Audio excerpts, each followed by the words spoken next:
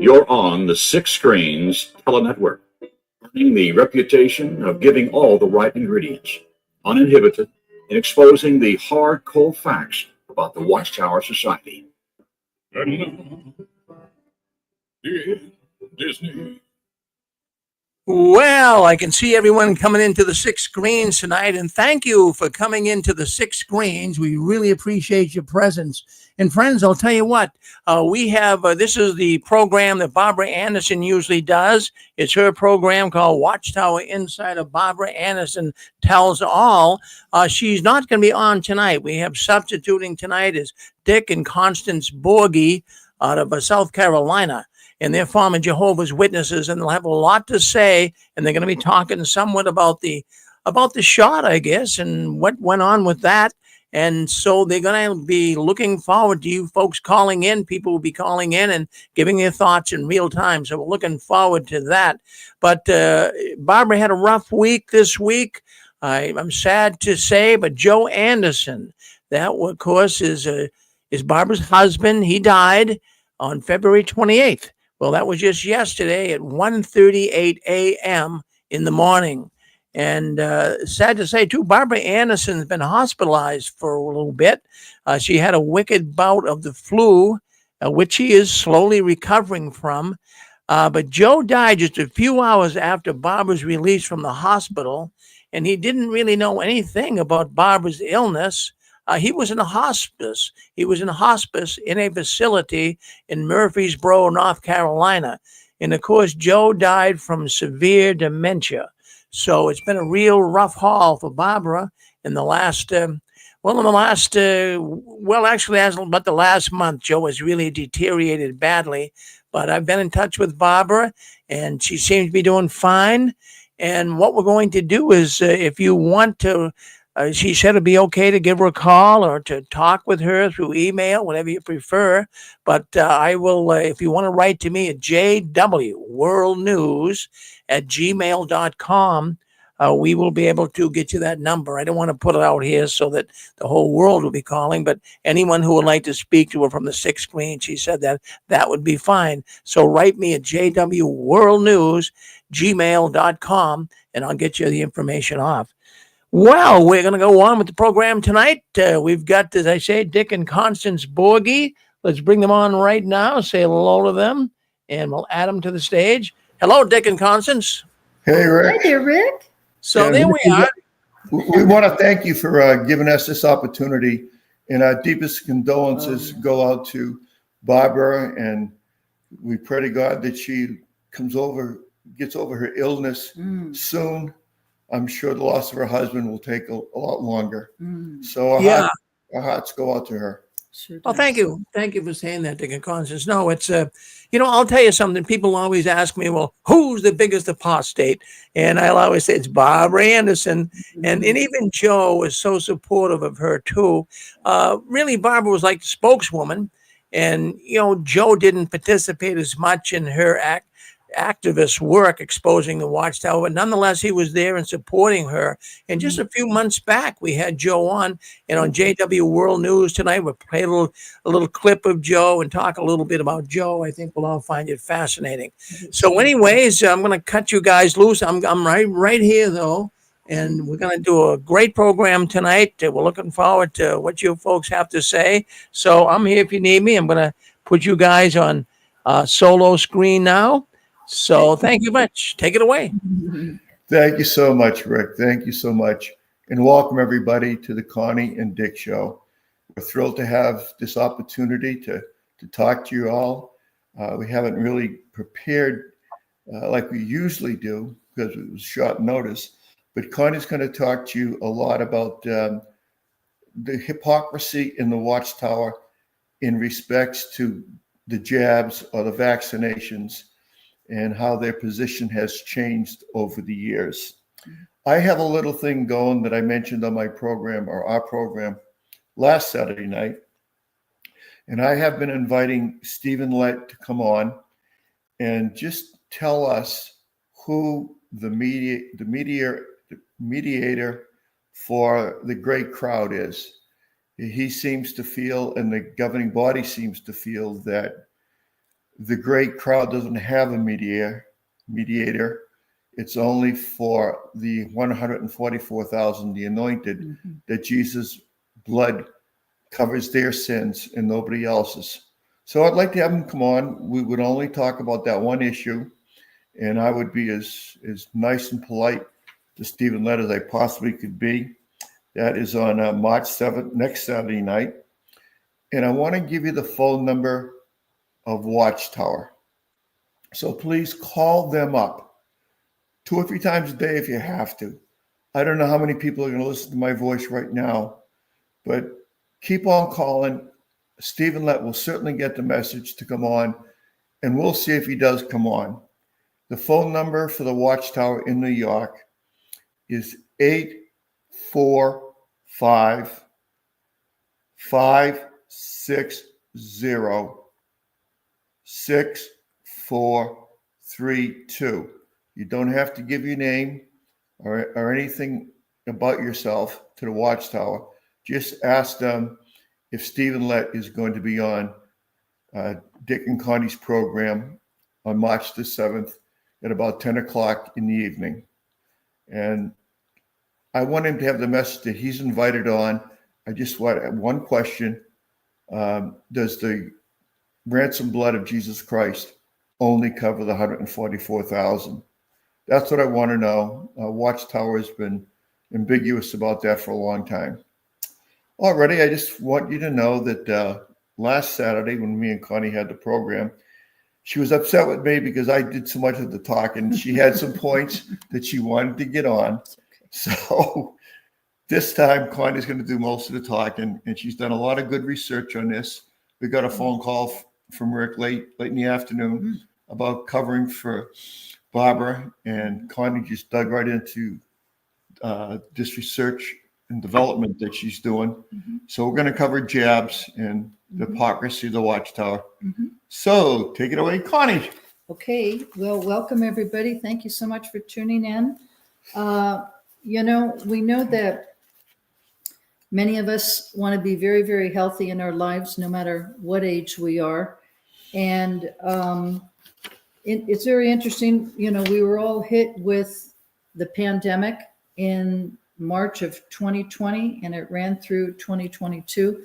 The whole entire globe was shut down because of what was going on. We all were personally affected by that. And I really wanted to take some time to do some research on this before having this discussion, but we'd really love to hear people calling in, and your thoughts on this as well.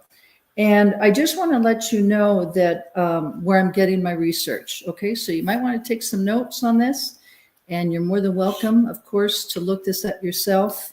And if not, I'd really highly recommend you do some research on this subject and other subjects with regards to Watchtower, because it directly affects your life and your family's life. Okay, so I'm getting my information here tonight from jwfacts.com.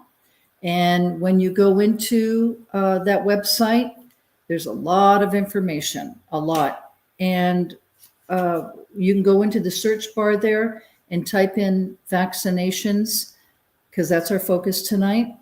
And it will pop up a lot of articles, a lot of information, a lot of quotes from Watchtower, their beliefs of, have they always believed in vaccinations, any kinds of vaccinations, or was that something that's new, or have they flip-flopped, or what? So that's what we're going to discuss tonight. I've always been very, very interested in medicine and good health. And so this is real near and dear to my heart. And I remember, maybe just say roughly within 2 years ago, time goes by so fast, there was a sister who was listening in.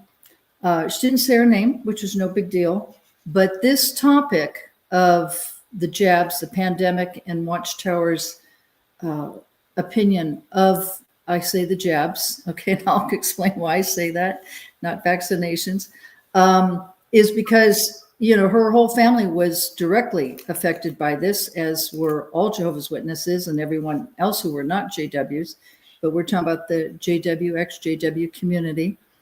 And this was something that really opened up her eyes. Her whole family was like, wait a minute, this should be a personal decision, something that our family needs to sit down and discuss. And it was, like I said, the topic, one of the topics that really woke this family up, and they left Watchtower. You know, what's interesting is when you're a younger person, Rich and I'm 70 now and Rich is 76. And, you know, we've lived many years, and of course we want to continue to be in very good health and make it to 100 if, you know, God willing on that. Mm-hmm. I'm really all behind eating real healthy and trying to get exercise and supplements and a good, clean lifestyle. That all makes a huge difference in your life. But, you know, if you're young, like if you're in your 20s, you don't have the experience like we have because you're only in your 20s, maybe even your 30s. Well, you don't have the benefit of knowing what Watchtower's take was, their outlook with regards to vaccinations. But, you know, if you go on jwfacts.com, and like I say, do some research, type in vaccinations, and there's lots of other topics. You will see what I'm sharing with you tonight is directly from them. Okay, so I'm going to be referring to Watchtower magazines, the year, the date, the page, and so forth. Okay, so I hope you enjoy this topic tonight. Back in, let's see, back in the day, in 1921 to 1952, Watchtower was totally against vaccinations. They absolutely prohibited it, which is very, very interesting. And in fact, you know, we were talking about polio, right, Rich? Mm-hmm. Polio was something huge. I remember my mom talking about polio. Polio is where people are basically crippled like in one leg or the other. And, you know, it was a huge disease that had taken place back in, you said in the 30s. Mm-hmm. And you had, you know, there was a vaccination for a polio vaccination to prevent that. And there were a lot of children that Well, had not only taken that, we had President FDR. Yes. He had polio. Right. Mm-hmm. And it's like being paralyzed, crippled in one leg or both legs. And they had braces. Mm-hmm. I remember my mom talking about children that came down with polio as they got older. They had to have braces in order to walk. So it was very, very serious. Well, during that time, 1921 to 1952, Watchtower was totally against vaccinations. So, you know, you think about all the JWs during that time, right, Rich? Mm-hmm. Some of them, of course, can still be alive. I was born in 55. You were born 48. 48. Okay. And so, you know, if they didn't have just say the polio vaccination and then they came down with polio, let's hope they didn't, but I'm sure some did. You know, they had some serious consequences with their life for years to come because of Watchtower's outlook on vaccinations. I thought this was very interesting.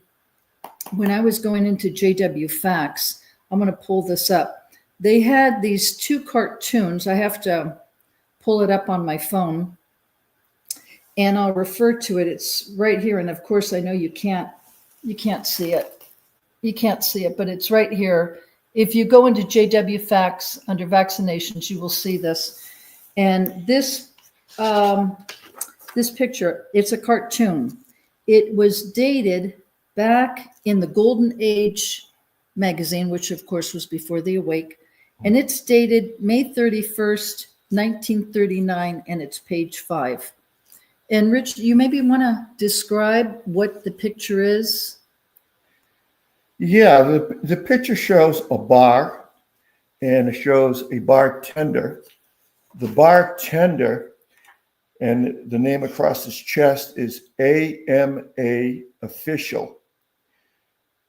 Yeah, the American Medical Association What's the word official. underneath it? Can you read it? Combine?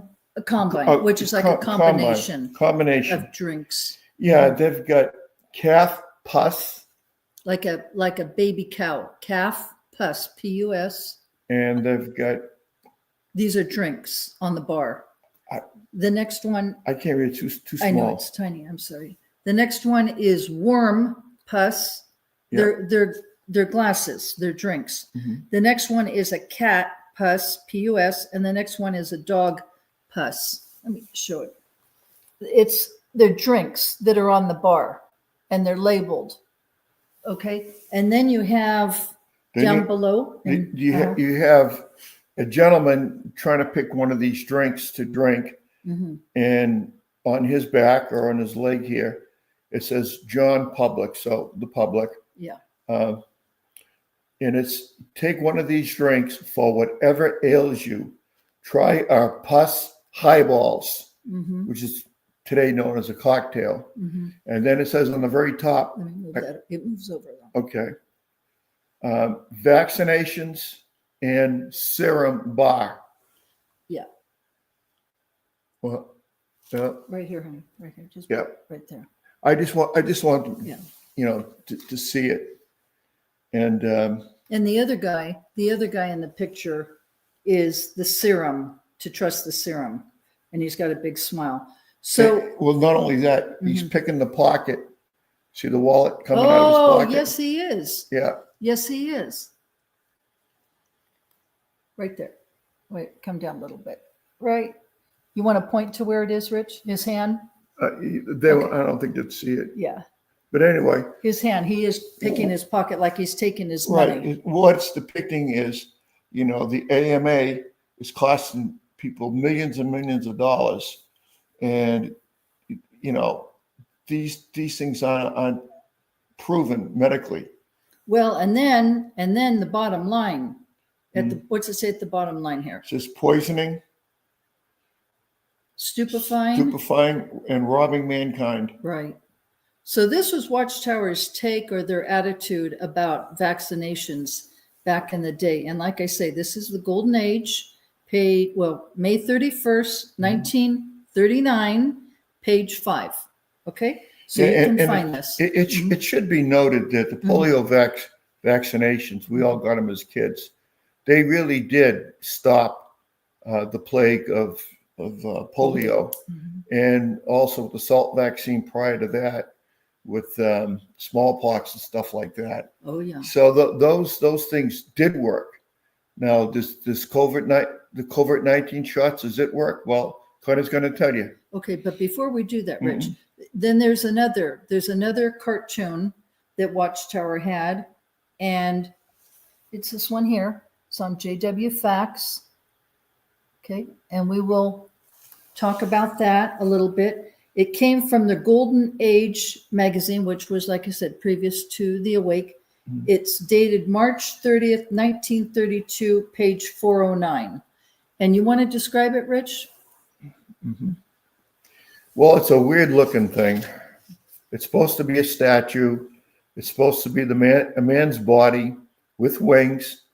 He's got horns coming out of his head, and on top of the horns, you have a halo. Well, I don't know what they're trying to depict out of that.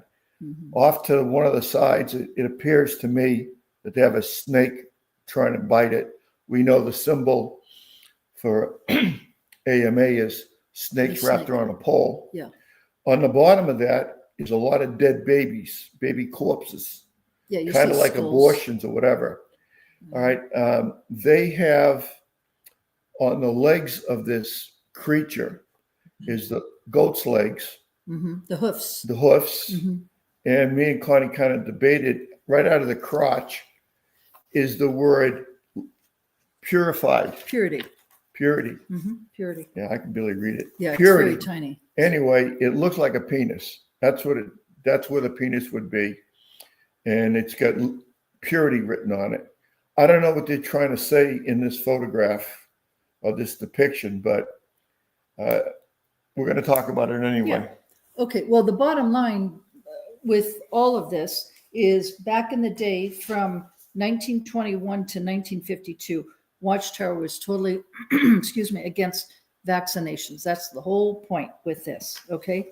And then what happened is the pandemic hit us in March 2020 to 2022, and like I say, the whole globe was totally shut down, and Watchtower changed their they flip-flop. They change their attitude towards vaccinations. Okay. Now, I'll be the first to tell you that when it came to the pandemic, okay, I'm not using the C word, but when it came to the pandemic, okay, those were not FDA approved. So a vaccination, they do intensive research studies. For years. I worked at Genentech. Okay. Genentech's a biotech, one of the largest in the world. And it took 10 years for all those scientists to get approved for any kind of drugs. 10 years for the FDA to approve it. So anyway, what's interesting with regards to the pandemic is they were not even FDA approved. So that's why I don't even call them a vaccination. They were called that, but I don't agree with that. I always called them jabs. They were jabs. And we do know that many people, witnesses and non, had very serious effects from them. Some didn't, but many people did. Neurological diseases or neurological effects, symptoms. There was that one with that nurse. She was an RN. You know, they were all mandated. When you were in the hospitals working as a nurse or a doctor, the military, remember that, Rich? Yep. Everybody was mandated in this whole entire world to take these jabs. There was so much pressure. And if they didn't, they were fired. I mean, I even saw it on YouTube where there was a doctor and he didn't take it and he was videotaping it. And they said, I'm sorry, you have to leave. The security's going to escort you out of the hospital. Remember that? Yeah. And he says, I'm going to tape this. I'm going to videotape this. I'm here to save people's lives. I'm a physician. I've taken a Hippocratic oath. I'm here to help people. But because I have chosen not to take the jab and I'm being forced to, they're kicking me out and I'm losing my job, which was very sad. And there was a nurse. Oh my gosh, she was perfectly fine. She no sooner had the jab and oh my God, she was like having major seizures. It was really painful to watch. So anyway, and Rich, you know, being a diabetic, he was forced to do that. I don't know if you want to share that, Rich, or not. Yeah, I got a phone call from my doctor at the VA, and they said, you know, you're diabetic, and you're in your 70s, and you'd be crazy, the word the doctor said, not to get the COVID shots. And then the apartment building that I was living in at the time sent around a memorandum saying that more than half the people in the building I was living in had the COVID. So I get scared, although a good friend, Neil Sharp, who used to be on Six Screens, he called me up and said, don't get it. Thomas Hopkins called me up and said, don't get the shot. And I was really pretty perplexed because a lot of people that I respected said, don't do it. And then I've got professional people calling me up and say, get the shot. So I went up, I got the 2 shots, and then I got a booster, all within the time frames of a year. What happened to me was that I got blood clots in my left leg.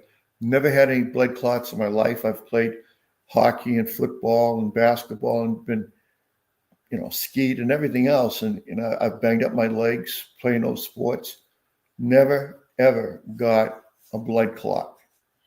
And it's kind of interesting that when I went for my yearly physical at the VA, the nurse was a Korean nurse, and she was a nurse practitioner. And she said, oh my God, you got the Moderna shots. And I said, yeah.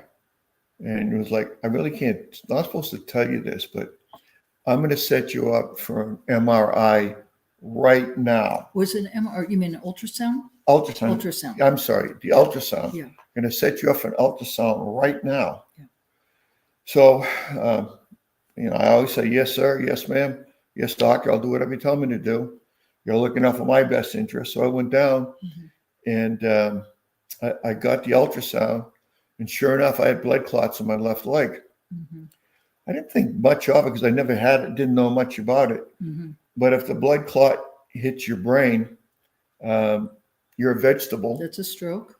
It's a stroke at least. Yeah. And if it hits your heart, it's a heart attack. Yeah. So it's a very serious thing. Yeah. So the nurse practitioner said, well, just between us, I'm going to put you on blood thinners. So I'm on Cobian. Is that what you call it? I don't know. It's a blood thinner. It's a blood thinner anyway. Yeah. He So- had no symptoms, right, Rich? Yeah, no No symptoms. symptoms. Nothing. So Yeah. I was telling Connie, I love my Harley Davidson. I love to ride, and I've been riding motorcycles since I was a teenager. And you can't ride it if you dump the bike and you get caught. You won't It's stop. over. You'll It's bleed over. to death and all Well, this. not that. So. I mean, you can die. It can, Oh yeah. can But travel. so my Harley sits in Mhm. the garage, Collecting dust. collecting dust. It hurts my heart to see that thing, and I can't ride, and it's really something. But I mean, that's all that happened to me. Mhm. I mean, it could hit my brain, it could hit my heart. Yeah, we're newlyweds. I so- want you to be around a long time. So many people had disastrous results. Oh yeah, big time. They had to be on respirators. So many people died because they took the shots. Yeah. It was really a nasty thing. And something that we should point out is that the Watchtower was telling everybody in Bethel and every place else, get the shots, get the shots, get the shots, which is a complete reversal of what they were saying in the 30s and 40s. And the 20s. And, 20s too, yeah. Okay, so can I go on Yeah, go so ahead. that we sort of stay in sync here? Yeah. Okay, so then what happened is Watchtower did change their stance. Okay, excuse me, I'm a little froggy here. Anyway, in November 2020, there was an announcement that was made, and it was called Watchtower's Response to COVID-19. That was the name of the announcement. And it said, now I'll tell you what they said, and then I'm going to give you my thoughts on it. And I'd love to hear your thoughts in the future about this too. Just take some little notes, because we're going to cover some things and then we'll open up the lines. But in November 2020, there was an announcement made that affected 130,000 JWs had been affected with COVID-19, and over 5,000 people had died. Okay, now, if you ever have been taught how to do research, you don't just throw numbers out. You have to be able to reference where you got your research, all the specific details, okay? Very, very detailed and very minute. When I read this, there is no research. So my question is, how did Watchtower know that 5,000 people had died? Okay, people can just say whatever they want. Okay, then it said there was a confidential letter that was addressed to all special full-time servants at Bethel and in the field. And that was dated August 6, 2021. And it advised nearly that 20,000 Jehovah's Witnesses had died.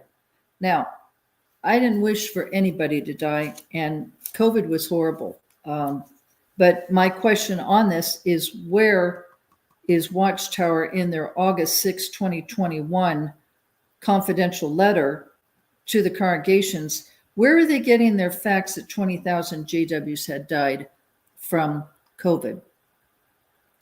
We do know that every person that died of COVID, there was $30,000 that the hospital got. Do you remember that, Rich? I do.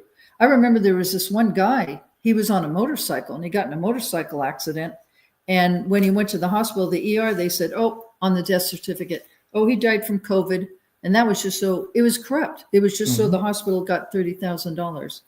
So I question this. When I worked in social work at Laguna Honda Hospital, HIPAA is so strict. It was very strict then. It's even stricter today because of lawsuits. Like, I'll give you a perfect example of what I'm talking about. We had patients that they were HIV positive and then went into full-blown AIDS, okay? They were on ward 04. And anyway, there was, it wasn't unusual to have a couple, a husband and wife, maybe the husband, I'm using an example. The husband was HIV positive, full-blown AIDS. And the wife would come in to visit him. She could not, even today, ask any nurse or doctor what is my husband's diagnosis? Can I see his medical chart, or just tell me what's his diagnosis? Why is he here? They cannot. They cannot. Okay. And that was California, which is extremely strict. But I'm just talking about across the board when it comes to HIPAA. There are so many lawsuits that, that's why the rules with HIPAA are the way they are. So my point in saying that is, how do they know that 20,000 JWs had died? Okay. I mean, there's HIPAA rules. Okay. It's unbelievable. Things cannot get out just casually. There will be serious lawsuits. The Watchtower has a real enormous history of cooking the books. Yes, they do. Okay. So anyway, this was an announcement. Let me be sure I'm not repeating myself. No. Okay. Then there was an announcement that Watchtower permitted the use of vaccinations. Okay. This was dated December 3rd, 2020. Was, the pandemic hit February, March of 2020. So this was at the end of the first year. And it was an announcement to all the congregations. And basically what Watchtower was saying is they permitted the use of vaccinations as long as they did not contain blood. Do you remember that, Rich? Yep. Couldn't contain any kind of blood. And I just wanted to say that there was no blood that were in those jabs. Okay. But there were baby embryonic fetuses' lungs. Okay. When you did the research on the jabs, and I couldn't tell you exactly which one it was, whether it was Moderna, Pfizer, whatever, but one of them definitely had baby fetuses' lung cells that were in the jabs. So many JWs, from my understanding, went ahead and did have the jabs, and we'll go into that a little bit more. There was even a clinic in Southern California, and I'll refer to that in just a minute. But this confidential letter, okay, well, that was the announcement. The confidential letter was, quote, to all special full-time servants at Bethel and in the field.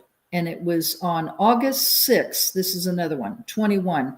And they strongly, meaning Watchtower, strongly promoted the use of vaccinations. They promoted it to all JWs and all the branch offices. Okay. And did you want to say something? Yeah, I just want to make a point. What the JWs or the Watchtower doesn't tell you is that they were heavily invested in these shots. Yes, they were. Okay, and we'll talk about that. So they made money on it. They made money. They have stocks involved in it. Yeah. You can do the research and find that out yourself. Okay, now, some of you might remember this. Maybe there's new people listening, Rich, and they didn't know this. But there was a vaccination clinic. I'm originally from California. So in Southern California, the city is called Riverside, California. And there was a vaccination clinic at one of the Kingdom Halls. And people were allowed, not just JWs, but people in the community, anyone was allowed to come up to the Kingdom Hall. This was the address of the Kingdom Hall to have the jab. 3635 Pacific Avenue in Riverside, California. And it was for one day. It was May 26, 2021, and it was on a Wednesday. And I remember we even talked about it on the show too. And that's exactly where it was. And I believe that Watchtower had to have some kind of financial benefits for that, because why would they do that for free, right? Watchtower has a tendency, you follow the money and you'll see where Watchtower is. So true. So this is just a couple of other things I'd like to say. Oh, there's more. Okay. But anyway, the body of elders were directed on February 1st, 2023, that only individuals, listen to this, only individuals who are fully vaccinated against C-19, okay, the jab, will be eligible to attend theocratic schools in person. They got so paranoid, like a lot of people. Remember the masks? You couldn't even go out. You had, even to the stores, CVS or any of the stores, you had to wear a mask, otherwise they wouldn't let you in. Well, Watchtower was pushing the same thing. And what schools are we talking about? Okay, well, Watchtower has quite a few schools. There's number one, the Pioneer Service School. Number two, there's the Kingdom Ministry School. Number three, there's the schools for the congregation elders. And number four, there's a school for the Kingdom evangelizers, excuse me. So those are four different schools that are in the Watchtower Bible Tract Society organization. And if anyone was going to attend any of these schools in person, they had to have the jab. And that's mandatory. That'd be like what they did with the vets, Rich, Yeah. or with any of the military or the nurses or the doctors or. Yeah. Let me speak on that. Sure. honey. Yeah. What happened, you probably remember if you watched the news, they told the U.S. military, all the branches, that you must, underscore the word must, get the shots. Oh, yeah. And, there were some people pretty smart, and there was a lot of pushback by a lot of the veterans. They didn't want to get the shots. Right. And so they said, if you don't get the shot, not only are we going to discharge you, we're going to give you a dishonorable discharge. If you have a dishonorable discharge, it's almost impossible to get a job. No one's going to hire you. You probably have to work for yourself or something like that. And there's no pension. Can you imagine? Yeah, I'm That's getting the to big that. part. If you put in 20 years, Mhm. you can be pensioned for the rest of your life. If you started at 20, You start at 18. 18, you have a pension by at 38. 38. By 38, you're golden. You got a regular check coming in every month. And 100% medical and dental. And so you got a guy that saw combat, maybe was wounded, and he's like 35 years old. He's got 2 or 3 years to go before he gets his pension. Yeah. Nope, we're gonna discharge you. And not only are we gonna discharge you, we're gonna give you a dishonorable discharge. If you have a DD, it's so difficult that's so to sad. get a job. You certainly can't ever work for the government or for the state, not with a DD. That's so sad. That's so wrong. Mhm. It's like people didn't have the freedom of choice, right? That's what Right. this country's That- about. that- It's freedom of choice. That was in the Biden administration. Mm. And what Donald Trump is doing is he's reinserting those people if they want to be reinserted into the military, and he's giving them back pay. So And he's clearing their slate. clearing their slate, That's yeah. good. That's good. That should be. Yeah. God bless that president. Okay. So anyway, the other thing I wanted to say is, and then that's where the Zoom calls, excuse me, started to do with Watchtower. So many people love the Zoom calls. They didn't want to go, to the meetings after 2 years. But when I lived in California, most of the churches were closed down for 1 year. California, Gavin Newsom had them closed down for 2 years. Okay. I'm not sure about across the United States. I can just tell you my experience when I was in California. But what's interesting, and I've said this before because I went to a pandemic conference. It was a pandemic. Anyway, and the thing is that the churches all got paid as long as the churches were closed. They got paid by the federal government. Isn't it interesting how Watchtower was closed an extra year longer than all the others? Follow the money. Yeah, it was because they got paid, right? They got paid for 2 years. All right. Now, the other thing I'd like to say is, anything else, Rich, you wanted to add? Because I wanted to get into go ahead. Watchtower's thoughts where it was unacceptable and their specific quotes, and then where they changed their stance or their outlook on it. Yeah, I would just add to the conversation, Connie, that the Watchtower changes its stance on a lot of things. Yes, it does. Okay. Right. Remember the blood issue. If you took blood back when I was a JW in the 70s and 80s, if you went to the hospital and had a blood transfusion, you got disfellowship. Yeah. If you allowed your children to have a blood transfusion to save their life, you got disfellowship. Right. Now, well, you know what? It's a matter of conscience. It depends on the certain kind of fractions and the hemoglobin, this and stuff that doesn't make any sense. No, it doesn't. Even if you were a doctor, you couldn't figure it out. Right. And of course, the reason they changed their stance on the blood transfusion because they were getting sued. Of course. See, that's the only time Watchtower really will change anything with lawsuits. That's right? what's Like happening in Norway. Norway and the other places about the shunning policy and so forth. See, that's the only time Watchtower will change their stance is when they are affected financially, when they're hit in the pocket. Then it's like, okay, now we have to do something to change our views. So we call that flip-flopping. But the sad thing about it, Rich, is you think about how many people's lives have been affected by all this. No blood, no organ transplants. Now you can have organ transplants. Now you can't have organ transplants. I mean, you can't have vaccinations. Now you can have. I mean, oh my gosh. Rich, think about how many people, JWs, were affected by this. To the smallest detail that you're going to try to run your life. Talking about the physical side. Yes. I remember when my sister came into the truth. Came into the cult. Yeah, that's programmed. Came into the cult. She had this big dilemma that my mother had given her some diamond earrings. And my mother said, well, make sure you get your ears pierced because I don't want you to lose them. Right. They're beautiful. Oh my God. So she asked one of the, you can't get your body pierced, Brother. Of course, you're piercing your body when you have inoculation, a shot, a jab. You're sticking a needle in your arm. Yeah. But, they just flip flop. And this is an organization by men who change their policies like yes, they do. We change our underwear. Yeah. Okay. So then I just wanted to go on and explain this. This won't take much longer. There might be people who want to chitty chat with us. We'd love that.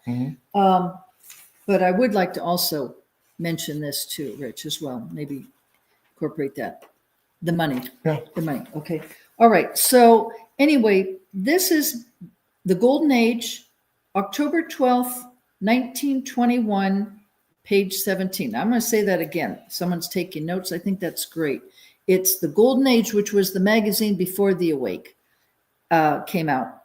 And it was October 12th, 1921, page 17. Now, this was a direct quote from the Golden Age.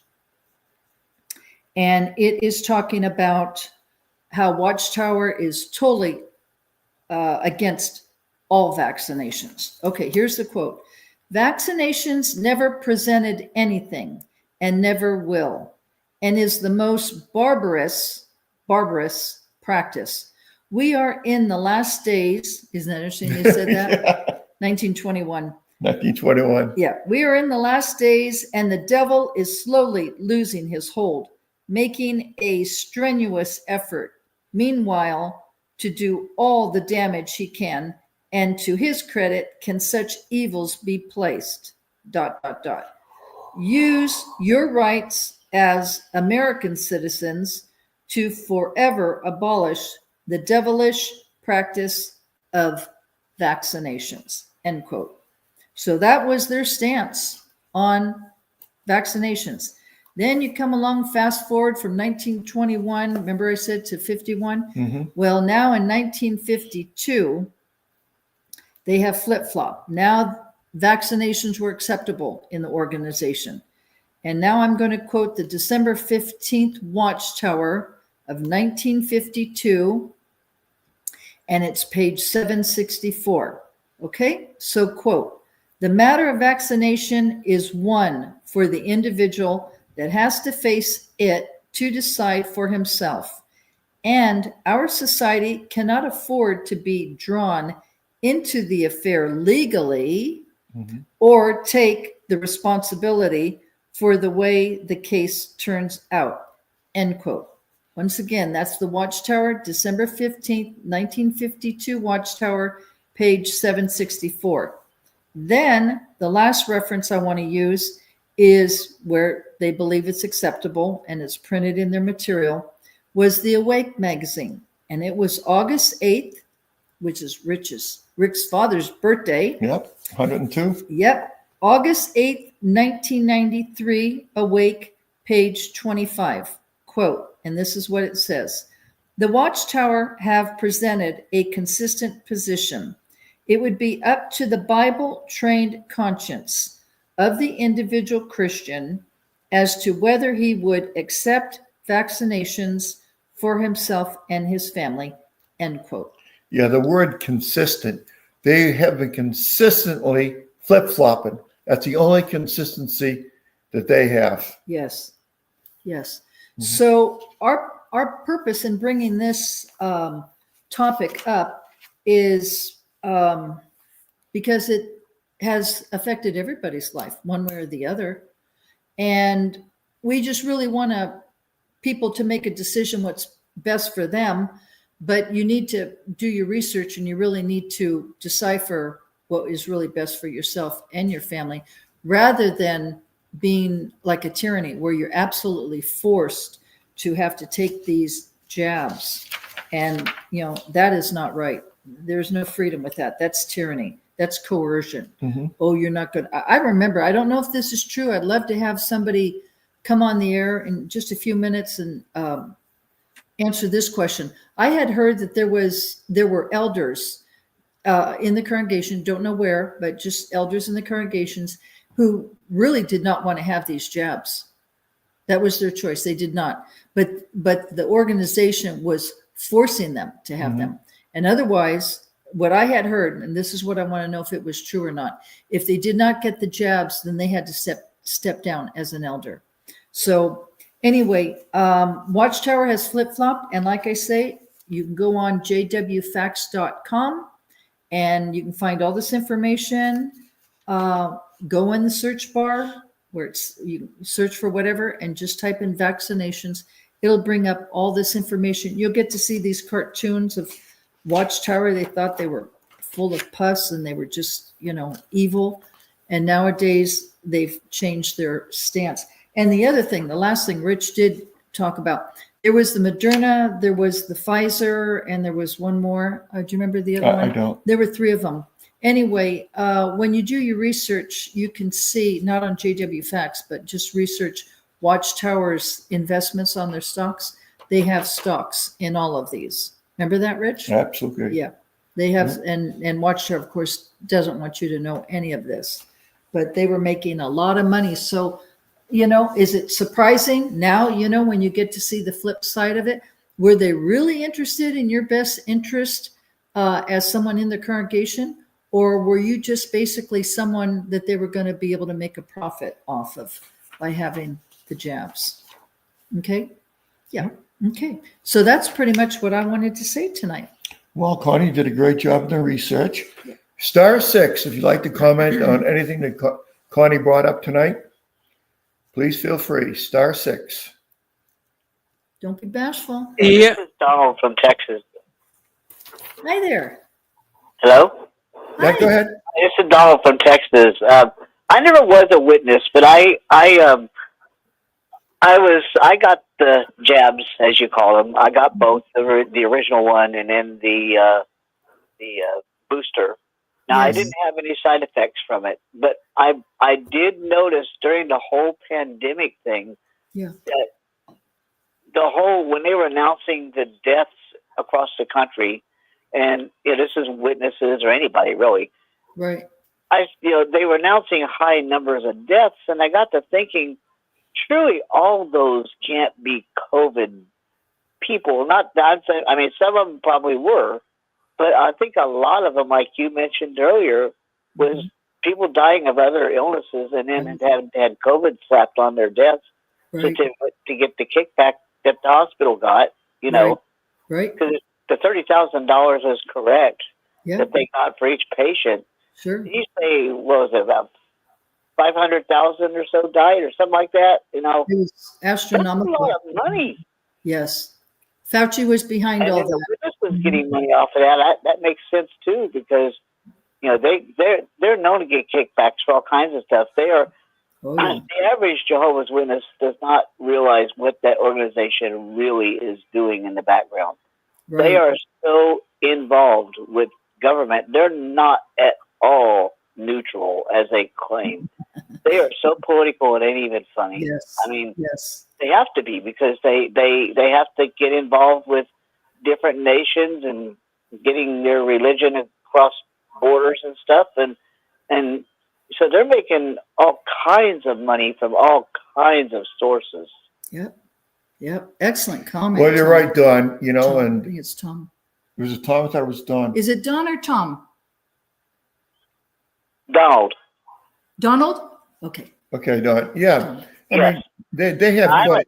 a type 1. I'm a type 1 diabetic, so Oh. that's why I got the shot. Now Yeah, I that's did right. end up getting COVID even after the jabs, but I didn't get it. Well, actually, the first time around, when COVID first came around, my mom and I got it pretty bad because they didn't have the shots yet, and we had gone up to Baltimore to visit my brother. And on the way home, we started getting sick because the airports were crowded and stuff, Yeah. and we both got it pretty bad. And then we got well from it. And then we got the shots, and then after the shots, I caught it again, but it wasn't quite as bad as it was the first time around. But I still got it though. Right. Do you remember when they said, they were talking about if you had the jabs, that you would not come down with COVID? And people were so paranoid for those who had. I heard stuff like that, but I also heard too that you wouldn't get it nearly as bad as well. Right. And a lot of people Mhm. still got the pandemic. Yeah. Yeah. It was interesting. Yeah, I got the Moderna shot. That's the ones my mom and I got. Now, of course, my mom passed away this past December, so she died of lung cancer Oh, the 19th of December. But we both ended up getting the shots, and neither one of us really had any effects from the shots ourselves. You know, Don, you say that, but did you ever get an ultrasound, particularly on your legs? Because I would have never known. No. I've had ultrasounds on my.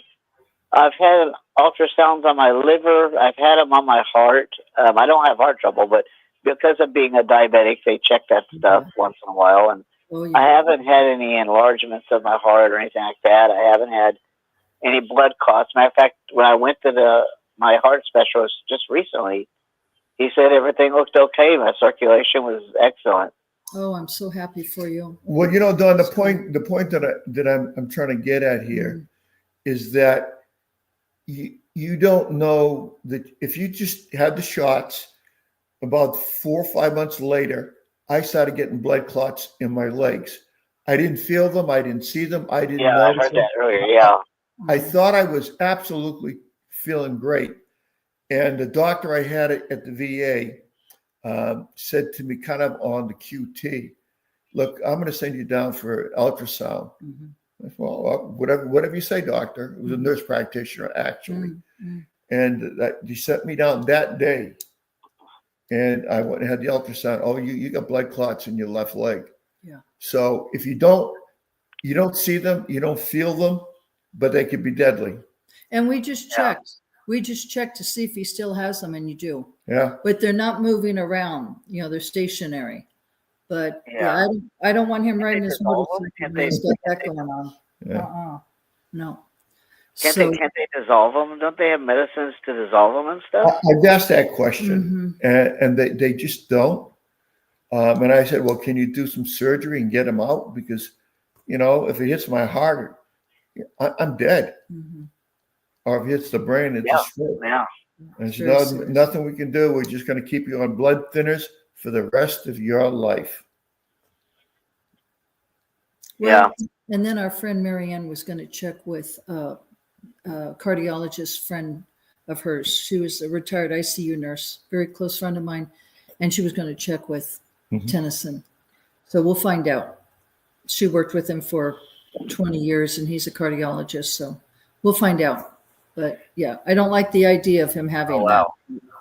I think you really have to be careful when you're dealing with the Watchtower. We talk about cognizant dissonance. We talk about gaslighting and stuff like that, brainwashing and so forth. There are people that are in the JW organization that believe absolutely everything that comes from the Watchtower because they believe it comes directly from Jehovah's Holy Spirit to the governing body, and then the governing body puts in print. If you do a history of the Watchtower, I mean, they said in the early 50s that mankind will never be able to break the atmosphere of, of our planet. And now we put people in space. They've said that aluminum causes cancer. They've said so many whacked out things that you'd be absolutely Oh yeah. crazy to believe these people. Of course, with blood transfusions. Oh, you Yeah, can't. and all that. And if you think about it, all that was the truth back then. Oh, they believed it to be the truth. Yeah. That's the term. Oh, it's the Yeah, truth. It's yeah. the So truth. what was truth back then now is today's trash. Right. Yep. Right. That's what we're trying to prove. I had a boss of mine that I absolutely loved. He was a wonderful person. His wife was a witness, but he wasn't. But his kids were. Really a great guy. And he always wanted to be a JW, but he knew the lifestyle was very, very strict, and he wasn't ready to be a witness. Let's just put it that way. And so anyway, he was fully aware of the, eventually, I guess what I'm trying to say is eventually I left the organization. And after I left the organization, I told him, I said, it's a cult, it really is a cult. But anyway, he decided to get baptized, have a study, the whole thing, get baptized, go out and service, the whole thing. Anyway, what I'm trying to tell you is that he traveled. We were in air freight, and he was regional vice president, and he traveled the whole Pacific Rim, Philippines, Thailand, the whole thing. And he was a phenomenal salesperson. He was making over $1 million a year. Jim was just go, go, go. Work was his whole life. Anyway, one day he called me, and he was over in the Philippines, and it was like a Saturday afternoon, And anyway, he just called. I forget what it was. I don't know. He needed me to, I don't know if it was a contract. I don't know what it was. It was all work related. And I said, Jim, are you doing okay? And he says, I am so exhausted. He said, I woke up and I did not even know where I was. I said, what do you mean, Jim? He said, I didn't even know where I was. I'm in this hotel. I couldn't even tell you what country I'm in. He was so exhausted because he kept pushing and pushing and pushing himself. I said, Jim, you need to really slow down. You're really overdoing it. Plus, when you travel, there's the time zone difference, and you have jet lag and all of that. So anyway, what's my point? Well, anyway, he ended up pushing himself so hard that he came down with pneumonia. And if you know anything about pneumonia, it enlarges your heart. It's very serious. It enlarges your heart. So he was hospitalized over there in the Philippines, and they told him that he had pneumonia. And I don't know if he had it just in one lung or if it was bilateral, which means it would have been in both lungs. Anyway, they wanted to hospitalize him for a long period of time, and he just left and said, forget this. I'm getting out of here. I'm flying back to California, to San Francisco, and he ended up going down to Stanford University, which is in Palo Alto, because, of course, he's back on American soil and in California. And anyway, found out that he did have, of course, pneumonia, and it enlarged his heart. But they, gave him antibiotics and all that. But there was some damage. And the point I'm trying to make is Jim was studying, but he was not baptized yet. Okay. So this was after I left the organization, because we're talking about, I left in 83. So he ended up dying in 2005. And what happened is that he needed to have an organ transplant, but he couldn't have one if he was a baptized witness. So he ended up having, he was not baptized. He knew the rules. So he ended up having a heart transplant. If you know anything about transplants, it takes a tremendous amount of years. Like pancreas and kidneys in California could take 10 years. Okay. So the heart, I don't know how long that takes. I'm going to say 10, 15 years for a heart transplant. And he qualified, and you've got to go through all this regimen. Anyway, someone had a heart. He was able to go to Stanford, have the heart transplant, which meant, blood, right? Okay. So after he had it done, There's heavy duty medications they have to give you so your body does not reject it.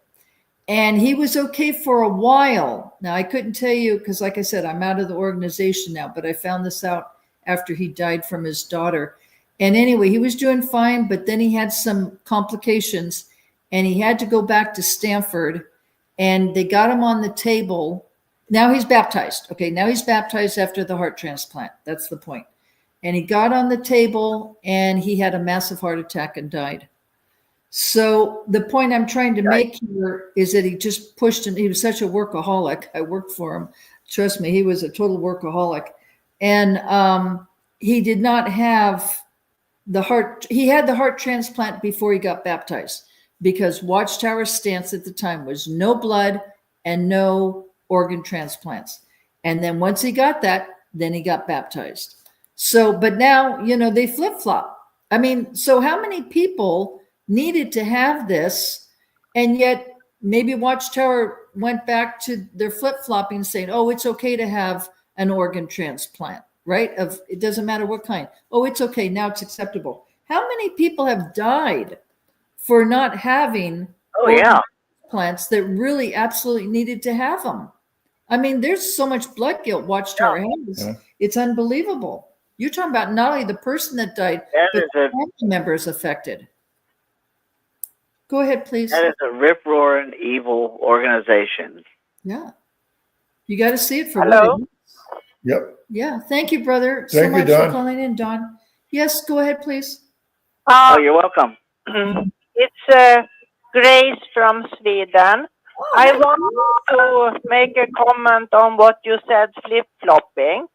And I wanted to address the yellow fever. Oh, yes. And what the Watchtower did was that they sent out the missionaries to different countries and regions where the yellow fever was riddled. It was all over the place with yellow fever, and they sent them there without the vaccine.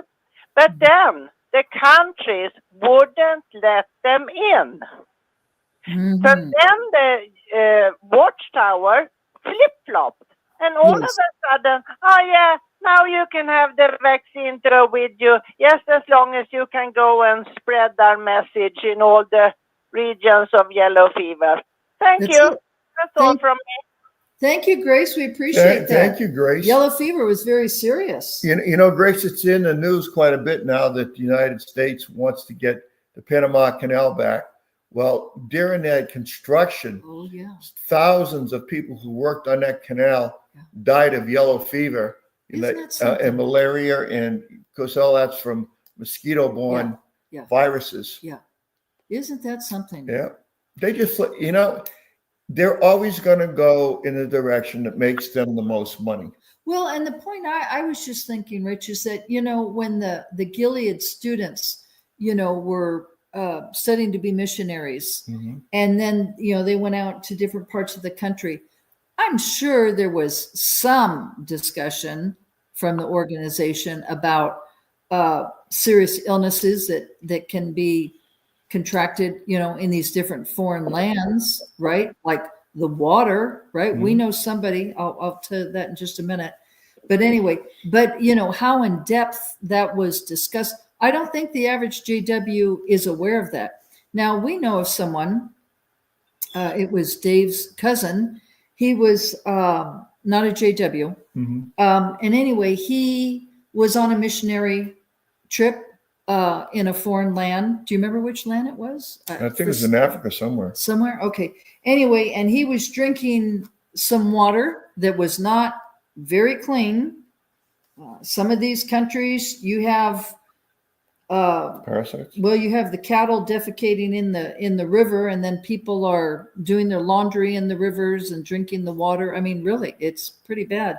Anyway, so he saw this. He needed some water to drink. Remember, Rich? And he said he could see some parasites and some stuff in there floating around, but I guess it must have been hot as could be, and he drank it. Anyway, he ended up getting a parasite in his brain. Remember that? And he almost died. And he also went to Stanford University in Palo Alto, California. And they had a whole slew of doctors, whole team trying to figure out what in the heck was the cause of this man. And remember, he said he almost died. It was really, really bad. But anyway, my point in just saying is that in some of these foreign lands, they have some illnesses, and Ebola is another one. That's a huge one. You can die from that for sure. And anyway, I don't think a lot of the witnesses, when they'd go out in the missionary work, were really totally equipped to know about it. Now, Ray France's wife, Cynthia, she came down with something. I don't remember what it was, but years ago when I read the book Crisis of Conscience, remember? She had some permanent disability. They were in Dominican Republic, which is, by Haiti and Jamaica, down in the Caribbean, just below Florida. And they were missionaries out there in the Dominican Republic, Puerto Rico too, I believe, but definitely the Dominican Republic. And she came down with something, and permanently. So, but Watchtower doesn't. Honestly, they don't care about that, because otherwise they'd be protecting these people more so. Don't you think, Rich? Yeah. Yeah. Okay. Yeah. They don't care. Yes, go ahead, please. Oh yeah, my name's Tom from New Hampshire. As far as the I have family that were very much against getting it, but they were shamed so badly, constantly shamed. So they finally did take the jab, and thankfully nothing happened because But the thing is that they were shamed so bad to do this against their will. Oh, that's they ended up having to take it. But I also know the guy that actually cuts my hair. His dad was healthy. He was in his 60s, just retired. He took the vaccine, and then within 2 weeks, his heart just stopped working, and he passed away with no warning, no prior medical problems, nothing. And this guy believes it was because of the jab. And also he had another friend who, because this guy is actually from around the Boston area, and he was a boxer, and he worked out with this guy that was a boxer. And he actually had a picture of this boxer in his barbershop for years. And this young man, and he wasn't even very old, and very good physical health, took the vaccine, and then he just dropped dead. Yeah. Well, that happened a lot, brother. Pretty terrifying. Yes. Yeah, it happened to a couple of NFL players. Oh, remember that? Yeah. I mean, these guys are in the top shape, top physical shape, in the early 20s, mid 20s. Yeah. And, the heart just let go because it couldn't handle it. Yeah. And also, there was an NBA player that had a stroke. Wow. Guys in his 20s. And they had to be in perfect health. They had to be in perfect health to be able to qualify to get in, to play this. And they have physicians on the team and so forth. Yeah. There were because so many people, nothing happened. They all, that most people don't know anybody that anything happened to. So they swallow the rhetoric and the thing that it's safe and all that. But there are a lot of people that actually have had this, and a lot of people just aren't aware. And yes, that's all I have to say. And thank you for bringing this up. This is a very, very, very important thing, because that organization really shaming people to do something. And like you said, they have stock in these drug companies. Well, so they have a financial interest in forcing their members to take this vaccine. That's exactly wrong. That is satanic. Sure it is. That's all I have to say. Kaiser lost the case, by the way. Yeah. I wanted to ask you a question. Kaiser lost the legal case. Yeah, hold on, Pixie, please. Just a minute, please. I wanted to ask you, brother, so could you explain in more detail how your family was shamed? Can you explain that? The shame? Yeah, can you explain? Okay, well, it was mainly other members that were, so his conscience, he didn't want to. There's one person that I'm thinking of without giving any specifics, did not want to for his own personal reasons. But family members and other members of the witness community really shamed him into doing it, only because you couldn't have privileges and things like that. I guess That's it. you were limited. So basically, it's like, okay, you don't feel comfortable doing it, you don't want to do it, but guess what? You just trust in Jehovah, probably, is what they said. He's going to protect you, and you need to do this so that you can. They probably wouldn't be forcing you to do this if it wasn't safe and if Jehovah wasn't going to protect you. I don't know. I have no idea because I wasn't there. All I know is this person ended up, he taking it against his better judgment. As well. And who knows? This person may actually be suffering some unknown ailments that he wouldn't have at such a young age. Yeah. If he hadn't have taken it, who knows? We'll find out. Time will tell. But they will never, ever admit that that's what it's from. No. They're going to always find some other excuse. They will not ever do that. That's because then they will be liable.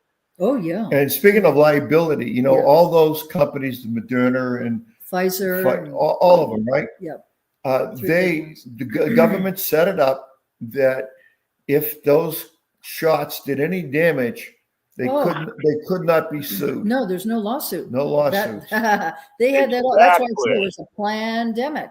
Yeah. It was planned. It was a pandemic for that to happen. You had no recourse. I agree. No recourse. There was a woman I had seen on YouTube. She was an RN. She was a nurse. She was a single mother. She had like 2 children.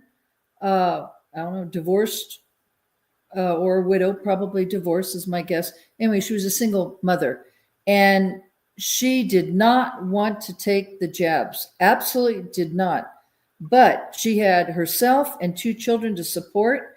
And in the hospital said, nope, you have to take it. Otherwise, you're out of a job. And she was really torn. She was so torn. And she was crying. She was absolutely crying like, I don't want to take this. But you tell me, what other choice do I have? I can't afford to lose my job. I can't support myself or my kids. And God forbid, let's hope nothing happens to me, because who's going to take care of my kids, it was a horrible dilemma. Go ahead. Yeah, there was a law that I forget the particulars of it, but if your company had more than 10 people working, yes, if you wanted to work there, you had to have the shot. That's It right. was mandatory. Right. You have to have or they fire you. I think it was 100, honey, if I'm not Well, mistaken. I don't know what the number was. It was something like that. Yeah. Yeah. It was really, really sad. The book is called The Pfizer Papers. Yes. And they lost the legal case. And also the VAERS numbers on NIH website were extensive. Yep. And I don't know if those numbers have been taken down, but they were extensive numbers of side effects and all kinds of things where people's lives were never the same. That's right. And they also keep track of the casualties. And then the material out of Great Britain from the funeral directors. And the other material was from a OBGYN in Scotland, and the number of miscarriages. The pregnant women should never have been given such a thing. That's right. And good point, Pixie. And there's more to it than that. Now, regarding the witnesses, I saw David Splain. He was on tape. Yeah. And he was saying how many members they had lost. I think that's probably accurate, whatever his figure was. And I think he was talking about the old-time missionaries in various branches, because they made everybody get the thing. And I think that they had a lot of deaths of missionaries around the world. So I don't think those numbers were fabricated. I think that they made everybody do that. But then the question is, did they die from complications from the jab, or did they die from Probably, Mm-hmm. in my opinion. Mm-hmm. Anyway, so the Pfizer papers are out, and And Robert Malone has a book. There's a lot of these things, and people will try to say you're crazy, and you just realize that NIH had these VAERS numbers. Oh, yeah. Yeah. There would be a lot of. Thank you, honey. Thank you, Pixie. There would be a lot of coercion. The Watchtower says, get the jabs. If you're an elder or a ministerial servant, you're not going to admit to anybody that, no, I don't think it's a good idea, because the Watchtower says it's a good idea. Actually, say you should get them. If the Watchtower says you should get them, you will. And if you're an elder, you're going to be saying to those in your book study, or those that you come in contact with in the congregation, did you get your COVID shot? What do you mean you didn't get it? Why didn't you get the COVID shot? That's what they do. Well, they were paranoid. People got so darn paranoid, even in families that were not witnesses. Remember Thanksgiving? Yeah. Oh, God forbid you have somebody come over that, the whole family's had the jab, but you have someone come over that didn't have the jab. I mean, it was so tyrannical. It was unbelievable. Watchtower doesn't have a right to do that. That's why you have a conscience. You got to do the research and decide for yourself what's safe. The thing I wanted to say to the other person is there were, when the jabs first came out, I remember this, there were several Israeli young men, I'd say, early 20s, say 21, 22, 23, right in that range. And they thought, oh, sure, this will be great. And they were in perfect health. That's the point I wanted to say. They were in perfect health. And, oh, yeah, we'll get these quote unquote vaccinations and, we'll be fine.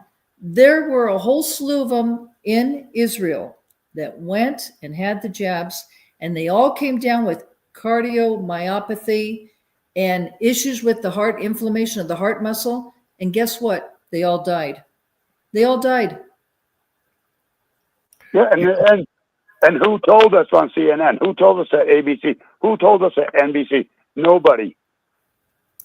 That's right. They hit it. People. And you know what, brother? It really is a conspiracy. There's been a lot of talk about that monument in Georgia. It's now been blown up. Somebody blew it up. Oh, yeah. And I think the number 2 thing on it was kind of like the 10 Commandments of the globalists. Right. And it was like to reduce the human population to a certain number. Oh, yeah. But billions, they wanted the earth to be like half the population dead. Right. And then the globalists would control everything. They would control all the money, all the commerce. They would control everything. And all of us who didn't own nothing, we were told we were going to be happy. Well, all you have to do is go on the World Economic Forum website, and it's clear as day. They tell you exactly what their agenda is. And it was and still is to try to depopulate the earth.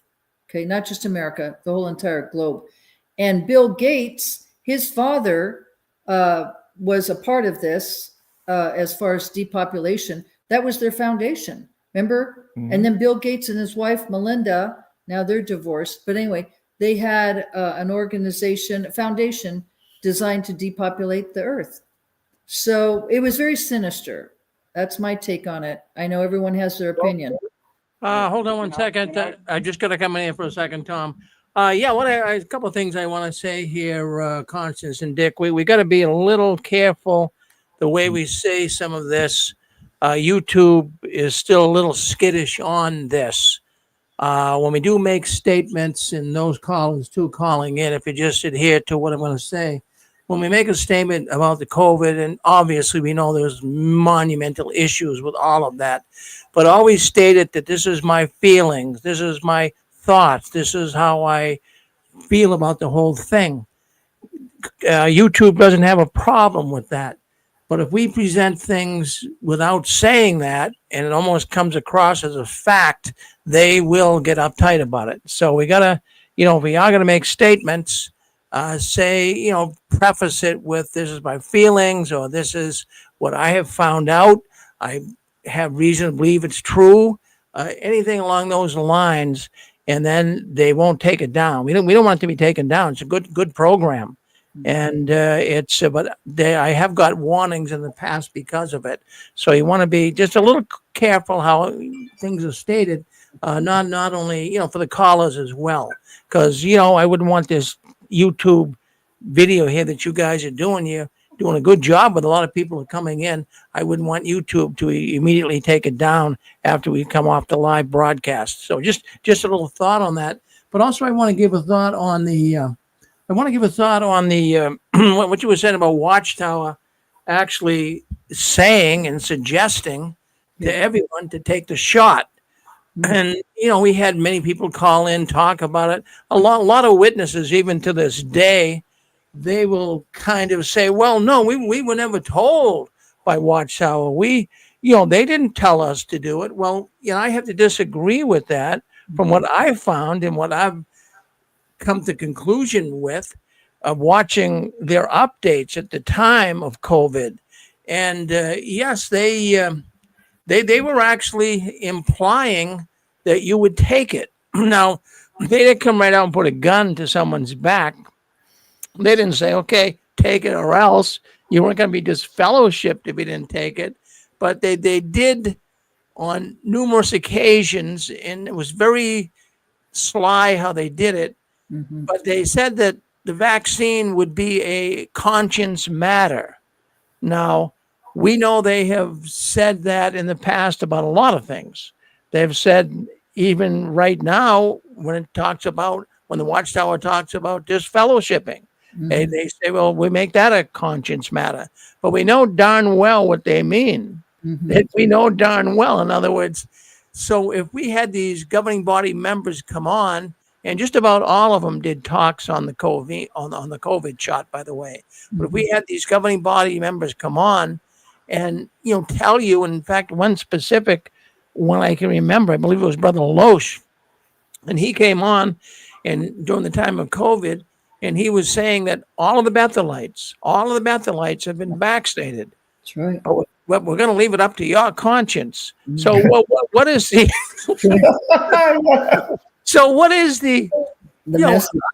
how does a witness react to that? So then they come back and saying you really should follow your conscience after they tell you that everyone at Bethel's taken it. So I mean, they're kind of, well, Dick uses the word coercion a lot. I'm going to use that right here.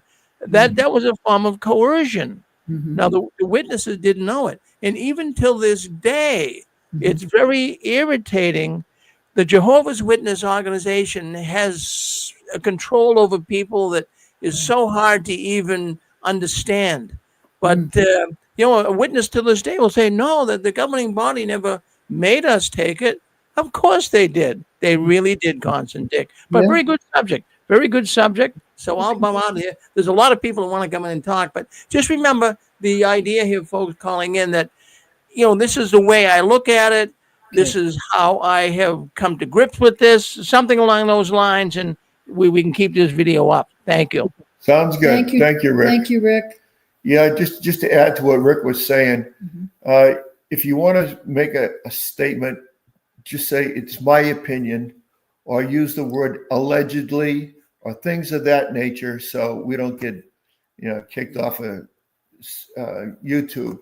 But I would think there's not to be political, but just a lot of changes happening with our government, and some of the YouTube people aren't so sensitive to their what's the word I want to use? Censoring stuff as they did before, especially in the Biden administration, where they really push this covert stuff. So my opinion, or allegedly, or things of that nature, would be just fine. And then say whatever you want to say. *6 if you want to comment on anything.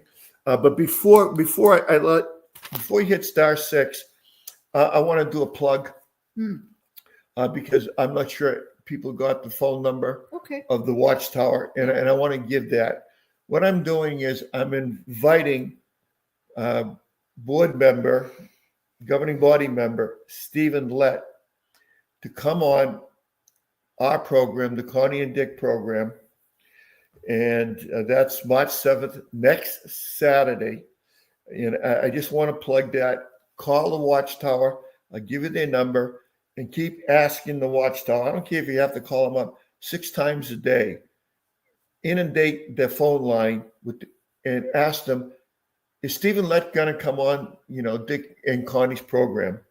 Now, the phone number at Bethel is this. You got a pen and pencil handy or something to write with? I'll give you a second.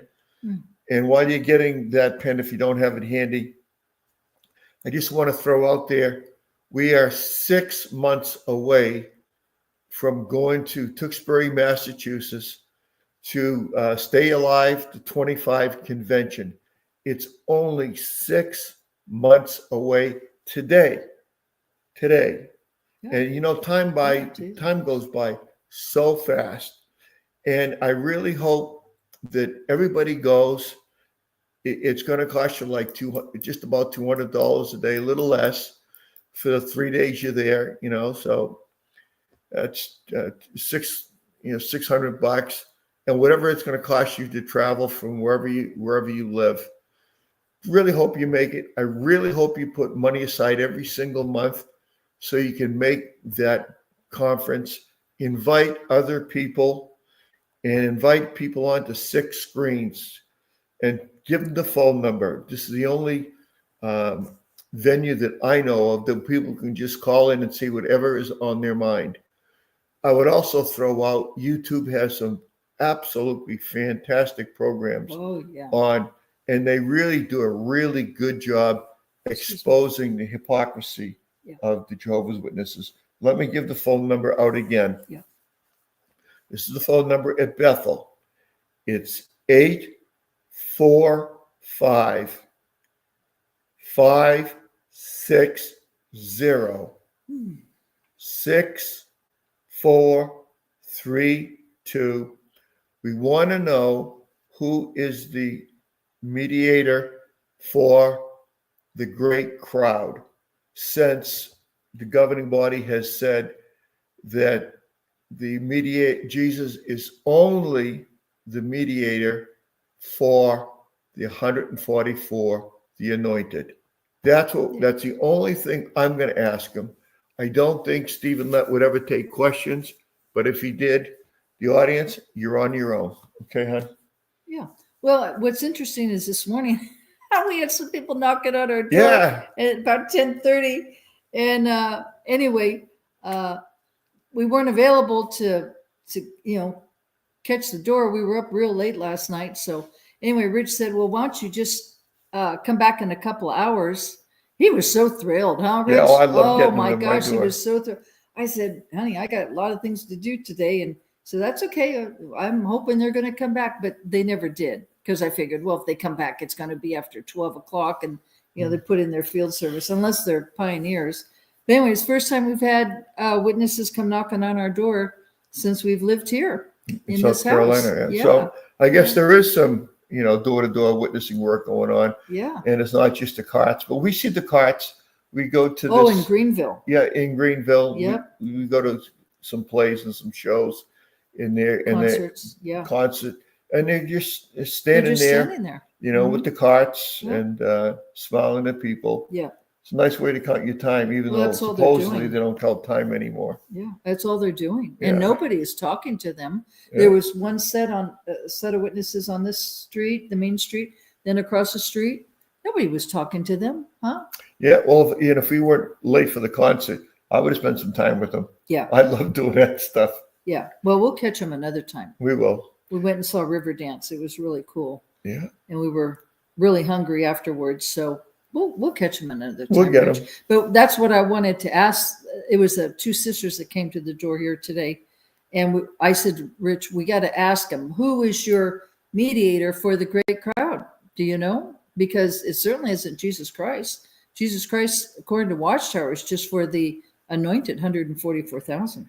I think, Rich, there are just some witnesses that they don't even think about that. They're not even, they don't know, like my expression is, they don't know what they don't know. Mm-hmm. And I don't think that they're aware of it until somebody brings it to their attention.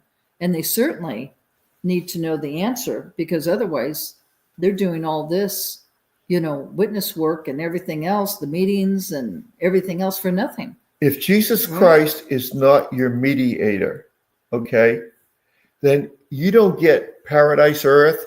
You don't get eternal life. You don't get any of these things. Right. And that's a fact. That's in the JW teaching. Mhm. Now, if I'm wrong, I hope somebody would correct me, but that's the understanding that I have. Mhm. So we want Stephen Lett to come on, and next week, because our show is generally every other week, but today we're filling in for Barbara, and we would just like to have him call the Watchtower number and ask Stephen Lett, or ask, we'd like to have Stephen Lett come on our show, Tony and Rich show. Yeah, make it so that that he can't avoid it. Like I said, I only have one question for him. I mean, I could ask him about his ring, the Masonic ring. I could ask him, Buying all the real estate property that yeah, he's buying. $600,000-$700,000 stuff, and He's a very wealthy man. oh yeah, It's what you don't know is you don't know, but he's that's very right. wealthy. I could say, well, how come Jeffrey Jackson drives a $500,000 Bentley when he took a bow of poverty? Yeah, right. It's a joke. Right. It's a right. joke, and he's got a car with like 800 horsepower. Yeah, The it's Demon? crazy. Is that Yeah, the Demon? it's the Demon, and Yeah. they have their own. They have their own Air Force. They got a bunch of planes that they own. Yeah. They go in style. So anyway, it'd be nice if he came on, but we'll just try. We'll see what happens. Yep. That's So, why we need your help to call. yeah, in. please call the Watchtower and say, is Brother Lett going to be on the Connie and Dick show on the 7th of this month at 10 o'clock? Or just invite. Say we'd like to see Brother Lett come on the show. Yeah. That'd be good because we know the governing body members are watching Six Screens. Oh, yeah, that's how Johnny the watching. Bethelite found out Sure they about are. us. They're watching They us. monitor us, Yeah. And again, I only have one question, just one question only. Mm-hmm. So Stephen Lett can prepare for that question any way he wants. Even if he wants to use scriptures, we'll let him. That's going to be hard, but and then I would like to open it up to questions from the audience, but I don't think Stephen Lett would ever go for that. Okay. Okay. So. Star 6. Mhm. We've got How much time do we have? another 25 minutes. If Wow, that's gone by fast. yeah, Yeah. Rick, are we imposing upon anybody else's time frame? No, he said we had till 8. Oh, till 8. o'clock. Okay. 2 hours. All right. Star 6. Anybody want to comment on the shots or anything else? I would like to just know, like I had mentioned earlier, I had heard this, but this is where, I would love for people to call in. If there were any elders or ministerial servants, but I'm interested primarily in the elders, who had to step down in the organization if they refused to have the jabs. That's what I'd like to know. If anybody, I'm sure somebody listening in can tell us that. Like that one brother said, people were ashamed.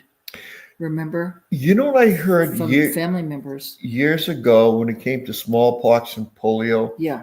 You couldn't get into grammar school if you didn't have the shots. Right. Now, when you got the shots as a kid, Yeah. left a big mark on you. Oh, that was the MMR. Right. Yeah.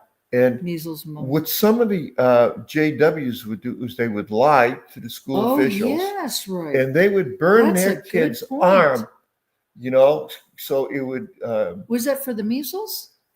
one of those. Uh-huh. I'm sure it was. Because measles is where it was a big ugly scar. right Yeah, there. right, the measles then. So in other words, You're Watchtower right. didn't believe at that time of having. Back in the 50s. Okay, didn't, because they changed their stance in 52. So they didn't believe in having. Hello, can you guys hear? Go ahead, brother. Yeah. Go ahead. Hello? Yes, Go ahead. go ahead. Okay, sorry about that. I think there's something going on with the phone line because I've been trying to get in for quite some time. But anyway, I just had a quick thought, if I can remember what it was now. I know you were talking about, you're talking about Christ not being the Redeemer for all mankind. And the point that I was going to make is I don't think that a lot of Jehovah's Witnesses know that Right. that is a Watchtower teaching. Right, Stephanie. I had an ex-friend Yeah. who I've known since probably I was about 5 years of age. Right. And he was the one I told you. I told the story. He was disfellowship for 18 years. Wow. And at one of his many committee meetings when he was trying to get reinstated, that topic came up. And he said, about how Jesus isn't the mediator. And this young punk elder had to be no more than about 30. He jumped up, literally got in his face. And he was within inches of his face, like he wanted to hit him. How dare you say that when the Bible says that, Jesus, see, you don't know the Bible. That's why you're disfellowship. And he just went off on a whole, just completely uncalled for. And my ex-friend leaned past him and said, you better get him because if I get up out of this chair, I'm going to knock him unconscious. Yeah. And after all was said and done, getting to the point, the other elder, the older, grizzled elder, said to this young buck elder, no, that isn't the Jehovah's Witness teaching. Now, here this man was an elder, so-called. Yeah. Had been a regular pioneer, which is how he got to be elder. And he didn't know that Watchtower's position is that Jesus is only the mediator for 144,000. My ex-friend said he was sitting in a chair, and he said he looked like he had been run over by a truck. Like, what do you mean?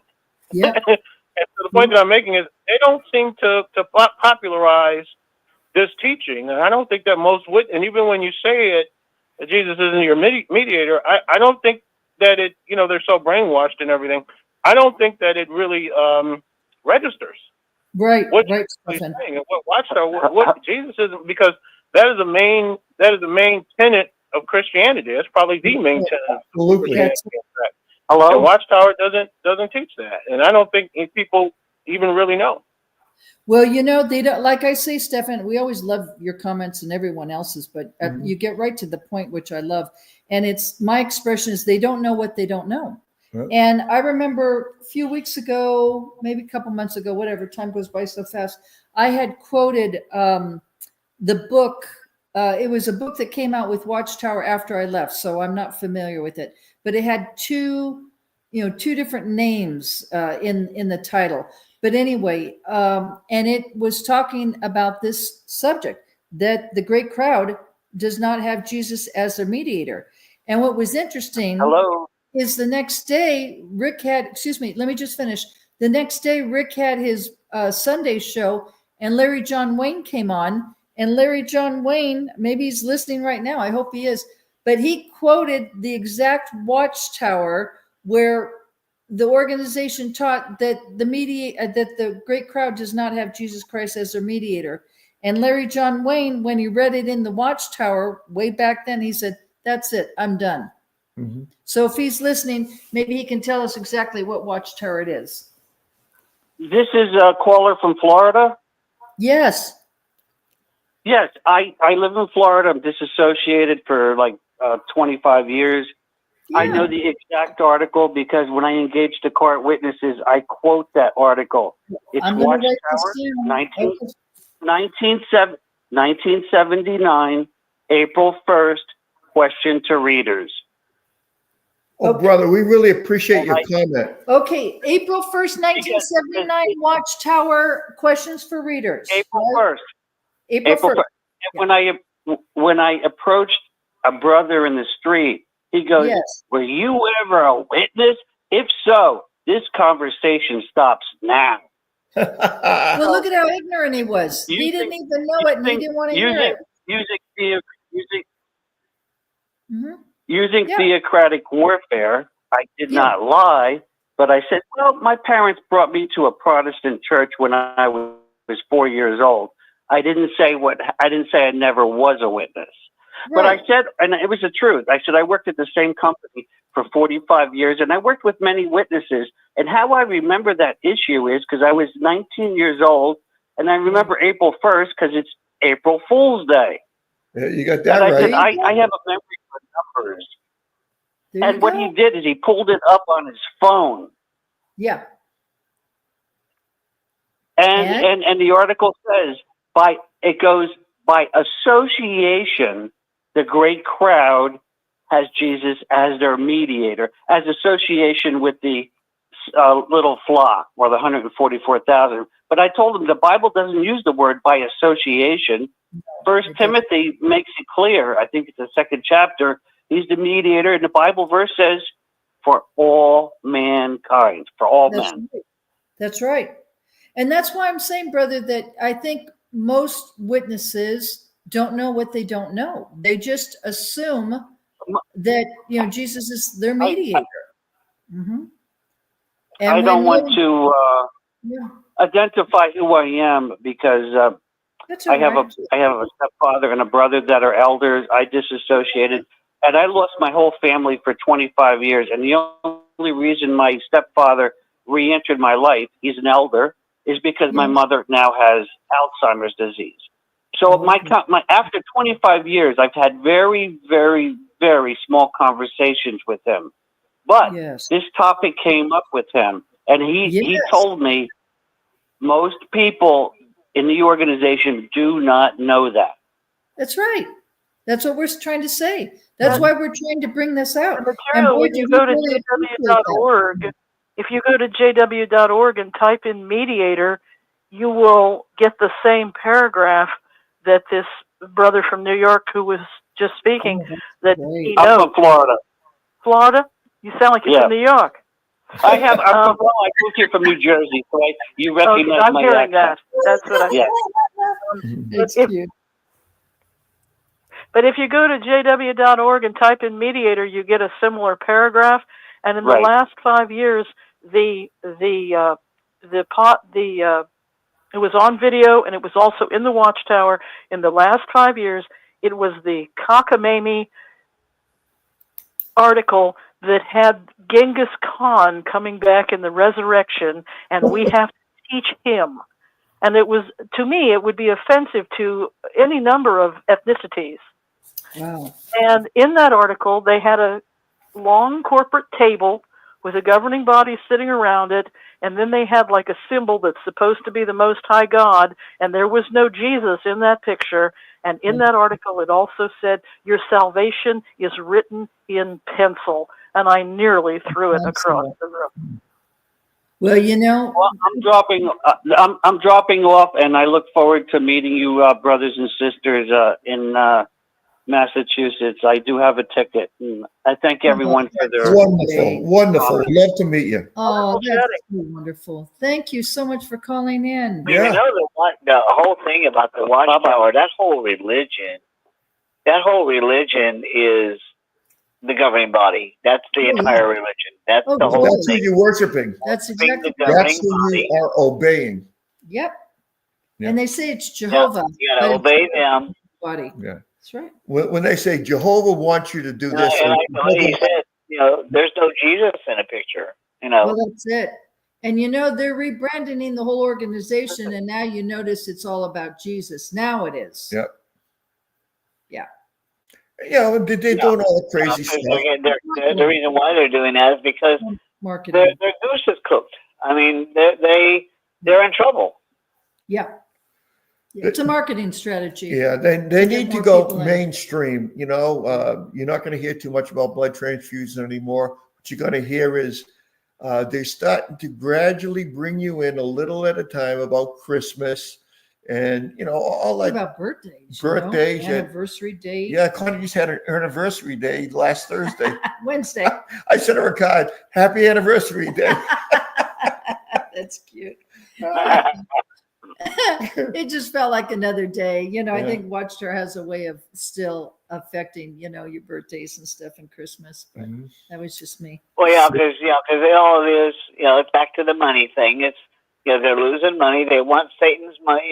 This is what's weird. I mean, here they when you hear them speak in their articles and on their YouTube videos, they call the governments Satan's governments, but yet when they want money, who do they run to for the money? There you go. Brother, I'm glad you brought that up. We got this situation in Norway.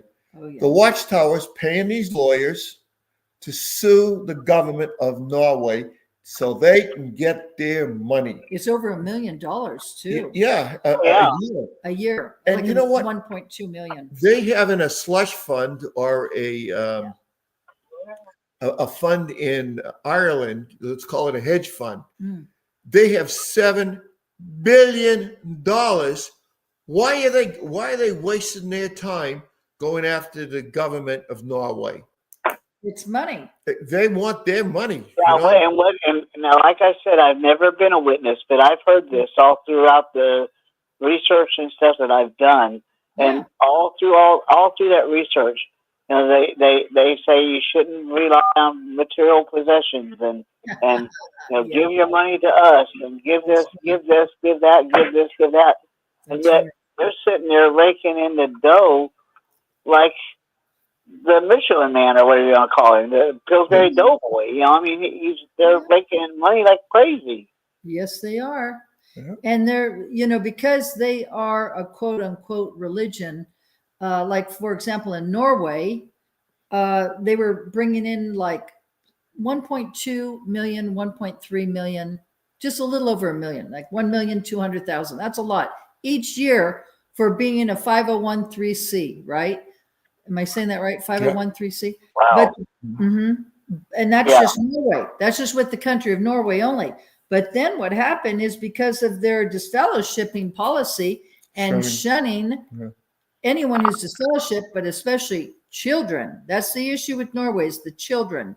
They don't want the children to be shunned from their own family and kicked out. The authorities, the government authorities in Norway said to Watchtower, stop, we're not sending you any money. That's it. This is what your policy is? No, we are not going to be sending you money. And Watchtower's crying, oh my gosh. What does Watchtower lawyers say on that one? Oh, we don't shun. It's only for spiritual stuff. Yeah, they say theocratic warfare. They don't shun. They twist the words. Yeah, we don't disfellowship. They disfellowship themselves. The person that was kicked out, kind of meaning that their conduct that too. So bad that they kicked themselves out. Well, they didn't. There was a judicial committee, 3 guys who've been protecting pedophiles, probably gives the brother the boot, and they shame him when they do it. They did it to me. They shamed the heck out of me and ruined my life. Because my life is wonderful now. I got Connie and Rick and Sue, and my life is wonderful now. But at one time it was hell. Yeah. I was suicidal. Oh, yeah. But what's interesting is that Watchtower will say, there was that one attorney, and he said, he sugarcoated the disfellowshipping, right? He said, oh, well, when it comes to someone who's disfellowshipped in your family, we can still associate with them, but we just don't discuss spiritual matters. Which is a lie. Which is a lie. Yeah, that's a big lie. That's a big lie. And anyone who was never a JW or anyone in that court, they would never know that, because they don't understand how Watchtower operates until you express the truth to them about, their policies. So Watchtower's still trying to get there. Yes. And what's funny about that whole thing there, they claim they serve a God that doesn't lie, ever. And they're liars. They have no. God doesn't lie. How come they are allowed to lie? They call it theocratic warfare. Yeah, that's like. In other words, they think that if you are not entitled to know the real truth, that they can lie and get away with it, and there's nothing wrong about it. It's called theocratic warfare. Wow. Yeah, I know. It's almost unfathomable for the average witness to understand how deceitful this organization is. Thank you. Yeah. And that's why they're able to get along. No, most witnesses would not think in a million years that Watchtower is as dishonest and evil as they really are. And the only way they typically wake up from that is when something happens to them personally. That's right. A child of theirs or a child that they know gets molested, and then they see the cover-ups and people action. Even some of the elders that have left, had they not gotten to the position of elders and really seen how this organization really operates, they wouldn't have known. If they had just stayed at the ministerial level, they wouldn't have seen what really goes on, how things are really conducted, all the line. They just wouldn't. It was kept from them. And I really believe that this organization is only standing. I believe that this organization is only standing because the sisters, who are the backbone of this organization, just like they're the backbone homes and the backbone of the whole world, they don't know a lot of what's going on, because sisters, they're going to be the last people to be told anything, right? Mm-hmm. The brothers may know things, they're not going to share it with the sisters because that's the culture.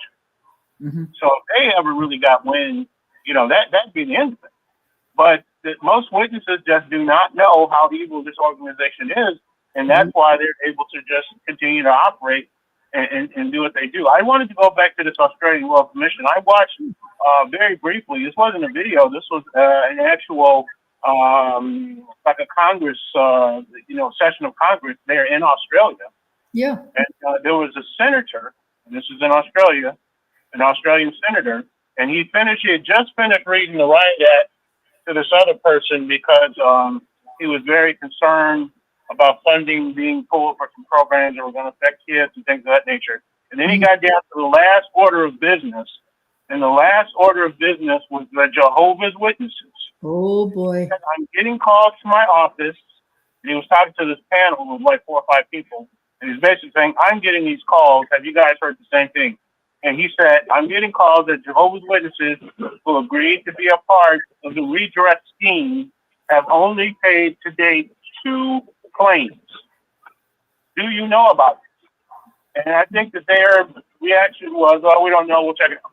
Then the last point that he made was that Watchtower leaders agreed to make changes, to take into consideration and make changes with the way that they handle things. And he was talking about like judicial committees. So like if a woman came in and said she was raped, that you don't sit there and berate her and have her in front of her own attackers and telling her story over and over and over again in front of a bunch of men that are supposed to involve women. Now, these are things that Jackson, if you go back and you listen to the testimony, he just made sort of, oh, yeah, we'll take all that into consideration. But, us knowing this organization, we know that he had no intention of ever even thinking about that. So as soon as he walked out of that courtroom or wherever he was testifying from, that was the end of that. He never thought twice about it. But the court took that very seriously. And what he was saying is these people agreed to make these changes. And what I'm hearing is that they haven't made any changes. Right. And they've only paid 2 claims. 2 claims. And he stressed that. Like 2. Like what is going on here? And so this other panel, they're supposed to go out now and get information, I guess, a report back, and I don't know what the next step is. So I'm just saying all that to say keep your ears open, because whatever's going on in Australia, I know it's not over yet, and I think really it's just beginning. Right. Well, I heard this the other day. I was watching a video, and I think this was in the finished mystery is where this was. But it said, the person that was doing the video said that there was a passage somewhere in the finished mystery that said that they were something about the gospel of the society. And when I heard that, I thought, wait a minute. The gospel of the society? I thought it was supposed to be the gospel of Jesus, but according to what that was, society. Yeah. Yeah. If anybody has that book, The Finished Mystery, you might want to look that up. I didn't read it. I said I just heard it on the video, but isn't that Rutherford's book? Mm-hmm. Yeah. Oh, wow. Yeah, that was Rutherford's book.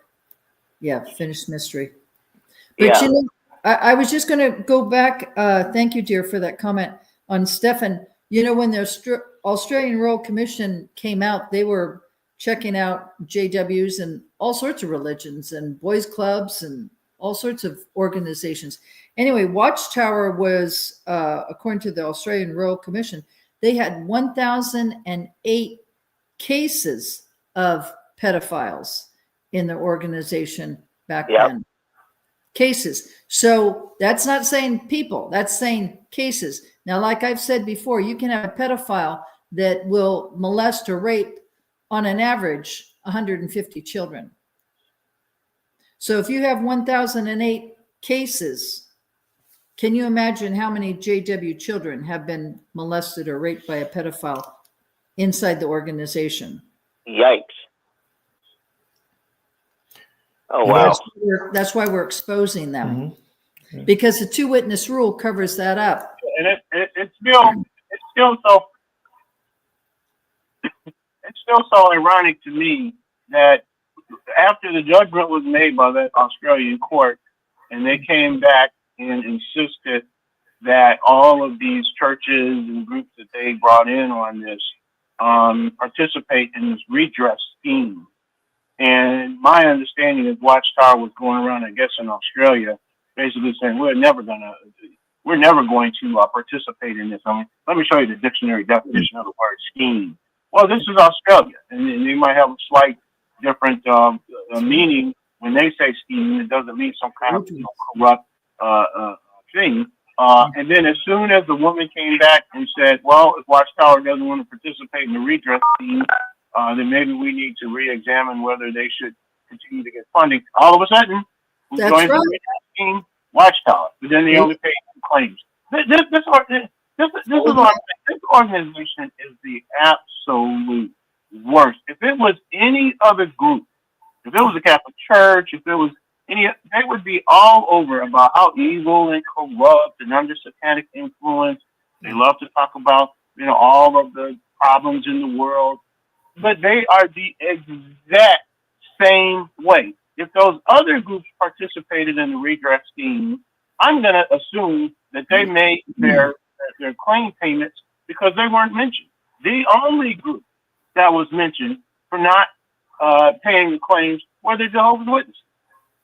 So I'm assuming from that the Catholic Church paid theirs and the Boys Club paid theirs and whatever the other group. The only group that, and the only reason why they got brought into it kicking and screaming is because other non-witnesses said, hey, we did this exercise, nothing has changed, and so now they have to go back and be, reinvestigate. This organization is the worst. There is nothing positive that you can say about this organization. You're absolutely right about that. And it's just so unfortunate that the people that need to hear how horrible they are the very ones that when you bring anything up, stick their fingers in their ears and take off running. That's it. You're absolutely right about that. They rejoice. They literally have a party over their persecution status, as they call it. They love that. Jehovah's Witnesses, they eat that up like dog poop. Yeah. I mean, they will wallow in that till the cows come home. Yep. Well, Erwin Zalkin is the attorney that's down in San Diego, California. And he was the attorney for the Catholic Church when all the Catholic Church had so many pedophile priests. They still do. Anyway, and there were all those lawsuits in Catholicism, all those children, what do you call it? Altar boys and everyone else being molested and raped. And anyway, Erwin Zalkin, found justice for those victims. And then eventually the Catholic Church, paid them, but eventually the Catholic Church said they were sorry. But at least they paid the settlements. Okay, so what's my point? Well, Erwin Zalkin had said, and you can watch it on YouTube, he said the Jehovah's Witnesses are so incredibly worse than the Catholic Church. 5 times worse. Horrible, because they don't want to take any kind of ownership or any kind of responsibility with regards to all the pedophiles that are in their organization. And Erwin Zalkin's been an attorney for many, many years. So what does that tell you about Watchtower? And the only thing, I shouldn't say the only thing, the main thing that's really the crux, you might say, that's holding that down with Watchtower is the 2-witness rule. Okay? Oh, yeah. You tell me what pedophile is going to be raping a child, and there's going to be some voyeur who's going to be there as a second person witnessing that. Okay? That's ridiculous. And the other point I wanted to make in reference to that is Gary Bro. We saw it on YouTube. You can see it yourself as well, who was a CO, circuit overseer. He said, we will never change the 2-witness rule. Remember that, Rich? Yeah, I do. We will never change the 2-witness rule. He was nothing more than a puppet from the governing body members because they were too wicked and too weak to get up there and say it themselves. So they used Gary Bro to say that message. We will never change the 2-witness rule. So what's that tell you? If they're never going to what was it that one of the governing, I don't know if it was an actual governing body member or a helper of the governing body. I think it was a governing body member he's basically said that they never lie and they never deceive. Oh, yeah. Yeah. Right. Right. And that's all they do. They absolutely, they always lie. All they do. Deceive. You know, they always appear as the scriptures talk about it, but the angel of light, right? But it's really Satan, the devil. So they'll throw in some Bible truths, and they squeeze in, then they squeeze in their foul lies in with it. So if you're not super discerning, you know, you don't catch it. Right. And that's what they count on. Right. And what they're doing right now. I don't want you guys to think I hate Jehovah's Witnesses, because I don't. I don't hate the individuals. It's not the people. I hate the governing body. It's not the rank and file that I'm upset at. It's this whole governing body thing and their evil deeds and stuff. Right, right. No, we feel the same way. We feel the same way. Because there's a lot of JWs that they don't know what they don't know, like I've always said. They don't. That's why we are here to expose them. When we were out in California, Connie had a sign on her house. It said, "No soliciting." And it showed a picture, and it had to be a Jehovah's Witness, a guy in a suit, and a woman with, you know, a skirt below her knees, and he's got a book bag. And it says, "No soliciting." Yeah. Well, didn't my phone, didn't our doorbell rang? Yeah. I opened the door. So we're Jehovah's Witnesses. It was a Saturday morning. Remember that, Rich? It was. I remember it like it was yesterday. Well, come on in. Oh, I was thrilled. Oh, gosh. Come on in. Yeah. We had them sitting across and the couch, and I had my Bible open right on my love seat there that we had. Yeah. So we quoted the scriptures. Well, let me look that up. So I look it up. He was an elder, and it was a sister who was in the congregation. Yep. They were not married, but they were. I let him talk a while. Yeah. And I made the mistake of saying to him, "Well, I've read the Truth book, and I've read the Paradise Earth book." And then he's like, "Well, I got to meet the group. You know, they're all waiting on me. See you later." I said, "Well, when are you coming back?"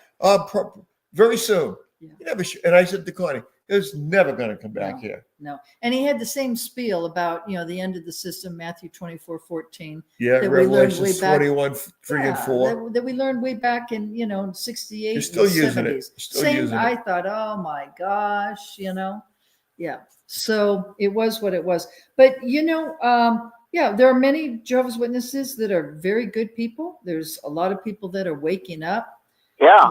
You know, a lot of people waking up. That's the main purpose for this show is to really be compassionate and try to help people to understand what this organization is all about. And of course, we really highly recommend people to do their own research. And that's why when I do research, I always tell you where my research is from, and you can always check it out yourself. You don't have to take my word. Just check out the resources and look it up yourself. So, yeah, that's. Well, you know, when I was studying with them, this is way back in the early 90s. I'm 60 years old now, so, you know, and I'm legally blind, by the way, also. Oh, wow. So when I was studying with the witnesses, what got me out of it, I didn't get very far. But what got me out of it, and you're going to laugh because my mom thinks it's the holidays that got me out. I told her, I said, no, it wasn't the holiday thing that got me out. What got me out of my studying with them was the control of not allowing yourself to have friends outside the organization. They don't want you contacting anybody or being friends with anybody. And I thought, and that rubbed me kind of funny. I thought, you know, this don't sound too cool. So I got out of it and that was what got me out. Wow, isn't that interesting? Well, even if you have family members that were not witnesses, that was my case. You know, you don't have anything to do with them. That means your whole family is wiped out. Yeah. My mom studied, but she never got baptized. None of my family was witnesses. Right. So nobody in my family was a witness. I never became one, so I'm glad I didn't because, you know, I had told my mom about, you know, that if I ever got baptized, I would not be able to take blood. And I'm glad I didn't back out. I'm glad I backed out of it because shortly after that incident of backing out, I ended up with testicular cancer, which meant I had to get blood transfusions. Oh, wow. Yeah. So, yeah, If I was a witness, if I was a baptized witness carrying that stupid blood card around, I probably would have refused a blood transfusion, and I wouldn't have been here now. Yes. Well, honey, the thing I was going to say, back in the day, they didn't really screen. They didn't really screen blood very well. My mom was in the hospital. She never got baptized. She certainly studied, but that's how I became affiliated with the JWs. But anyway, and this was like 1979, 1980. And she did take a stand. She didn't want blood. She was basically trying to please me and thought she was pleasing Jehovah. But my mom was in her dying stage at that point. She really was. She was in hospice stage at that point. But the point I wanted to make is then, of course, like I say, I'm from the San Francisco Bay Area. AIDS hit in 1980, 1981, right after my mom died. And then found out, everyone was so afraid of HIV and it could be transferred, in blood. That was not something anybody knew, right? Nobody even knew HIV. Nobody knew about AIDS. Nobody knew about how it was transferred. Anyway, so the point I'm trying to make is now, okay, all these years later, they have look at Magic Johnson, huh, Rich? Yeah. He was able to survive, was able to take some cocktail medications and probably had the money to buy them, which was great for him. But anyway, the point I'm trying to make is that when it comes to blood transfusions, the American Medical Association has really, really screened blood very, very well for any kind of blood transfusions today. So that's just what I wanted to say. Oh, yeah. Yeah, they're safe now. Mm-hmm. Can I add something? Yeah. Please do. Come on or not? Yes, come on in. Hello? Hi, King of Yeah, Dots. I want to say, I am. Yeah, how'd you guess? Anyway, your voice? I worked at a hospital. I didn't know. I worked at a hospital for 18 years, and I went through the whole HIV thing working there. Yeah. And that's when Hep C was first discovered. And a lot of people recognize that. In reality, Hep C is what causes most cirrhosis. And it's like a secret cirrhotic killer of the liver. Yeah. But I wanted to add that I grew up in a strange way. My dad, he's a staunch Catholic, but he was an anti-vaxxer. So none of us kids, we all had chicken pox, measles, and mumps. So I laugh about it when I hear this kerfuffle going on TV. And mumps was the worst. Measles was nothing. Chicken pox is very annoying. But that's how he raised us. So we got our immunity. Not only that, he moved us onto a self-sustaining farm. I was the shortest kid in school in the 10th grade. And I have 5 younger brothers. And we all grew a foot taller than our parents. We drank unpasteurized milk for 5 years, completely unpasteurized. We raised our own cow for milk. Yeah. And they're trying to claim, they were trying to shut down all these milk farms, the ones with raw milk in California, claiming they were getting bird flu in it. Recently. Well, we had all kinds of chickens too, and of course you can't raise chickens. Every varmint in the wild comes after them, whether it's a snake or a fox or a raccoon or anything. They disappear just constantly, Yeah. But maybe that's strange how I was raised. Of course, we hated my dad. He was a slave-driving Nazi. I mean, he was a full-blooded German, and he raised kids in that old German style, Yeah. But the fact is, he wouldn't even let us do sports. But, hey, I reaped the benefit. I have no joint pain whatsoever in my later life. And, I'm not having any problems. I did do my bout of smoking there for a while, and off and on the last 10 years, and I don't even feel an addiction to smoke. If I feel like I want to have a smoke, I haven't had one since July, I just take a smoke. I don't care what anybody thinks because I'm not addicted to tobacco.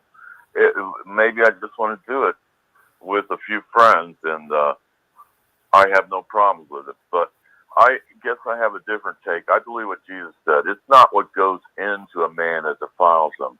It's what comes out of him. And that's why Watchtower is incredibly defiled, as you related, all night long with their teachings. So that was my point I wanted to make to everybody out there, that things aren't as they appear. There are control freaks in every avenue of life.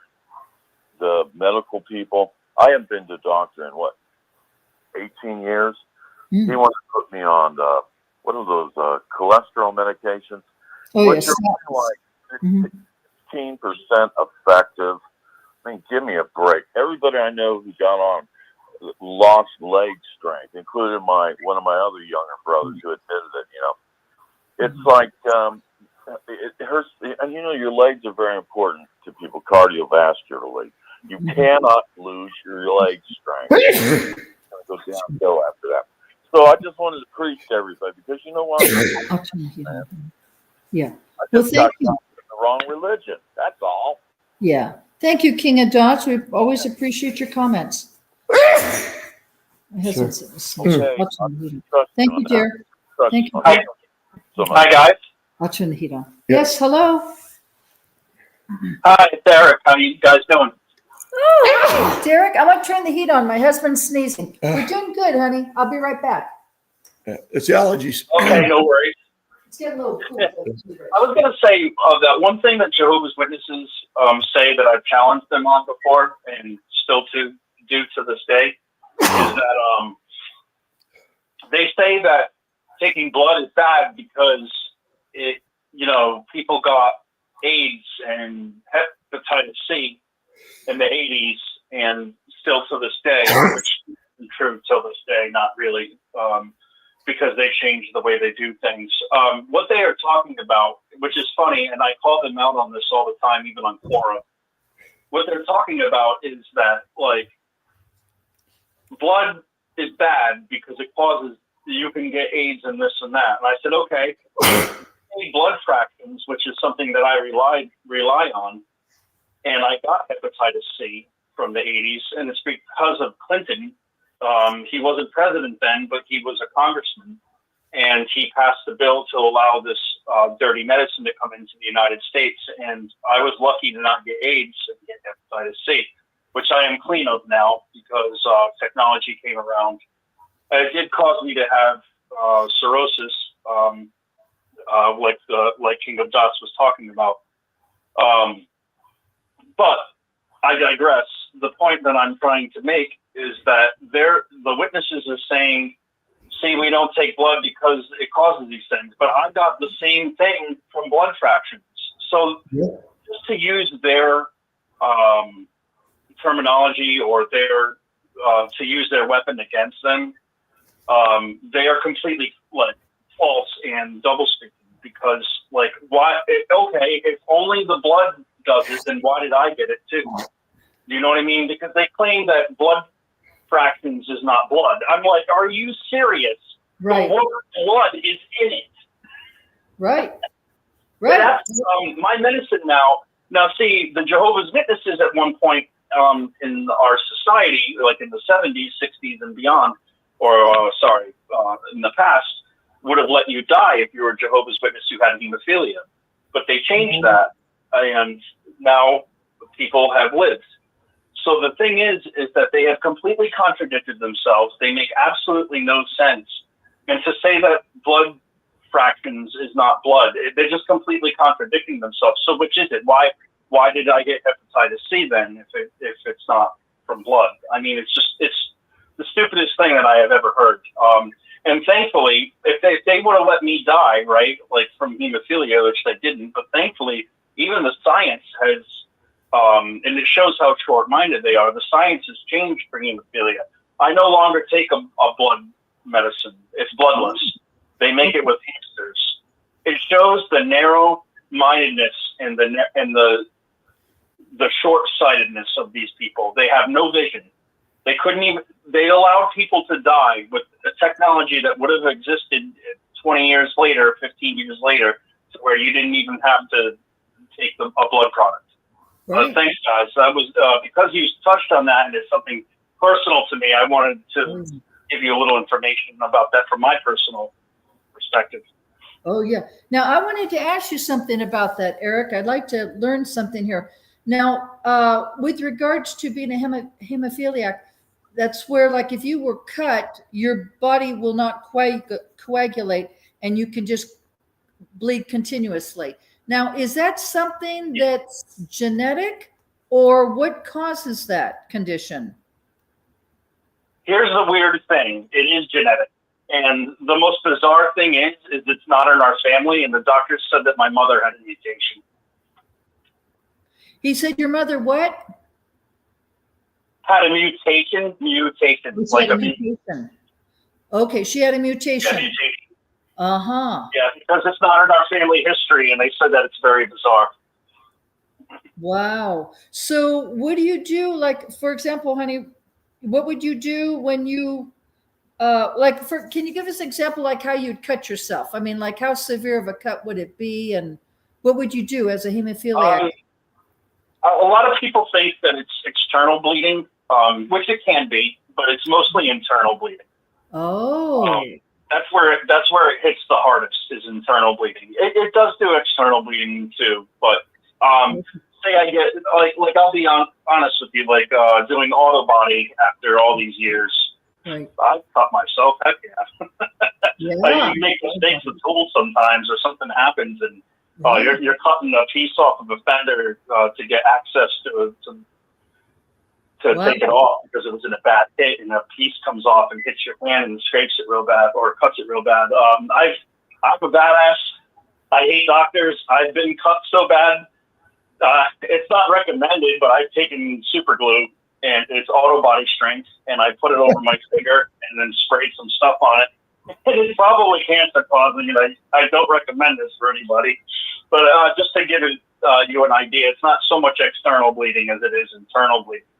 However, the indoctrination was so deep that my parents didn't want me to suffer, but they wanted Watchtower's approval, and it took about 6 to 9 months to get an answer from them. Meanwhile, they're still giving me my factor, and my grandfather, who was an elder and hardcore Jehovah's Witness till the day he died, he had a big problem, and I remember as a child him having fights with my mother because she was like, she was a good woman. She wasn't a good mother to me, but she was a good mother that she learned how to give the shot to me, and hit my pain. And she was nurturing in that way. She has been a very neglectful piece of crap woman in my life, but everybody has their strong suits, and if it wasn't for Watchtower, she would be a better woman than she is. But regardless, it just shows how Watchtower has really programmed the minds of people that this was a fight in my family for my survival, just to let everyone know, if I don't have my medication, I die a very painful death, a very painful, slow, agonizing death. Paralyzation, being in a wheelchair at some point, like really bad effed up pain. And Watchtower was willing to put people through that. I had a friend of mine that died from not getting his factor because it was the early 80s. It's just really sad. It's really sad what Watchtower has done getting involved in our health when they have no business getting involved in it at all whatsoever. Thanks, guys. It was just a sensitive subject, and sorry for the rant. Well, no, honey, don't be sorry. I'm just really grateful that you did call in, because I always did want to ask you about that, Stefan. So thank you, honey, so much for calling in. No worries. I just wanted to piggyback on what Eric just said. Eric just said that he lost a friend because they listened to the bad advice from Watchtower, and a painful, slow, painful, horrible death. Here's my question. Do you think any of those sitting so-called governing body members would have gone through that? That's what I was thinking. We have to listen to our own advice.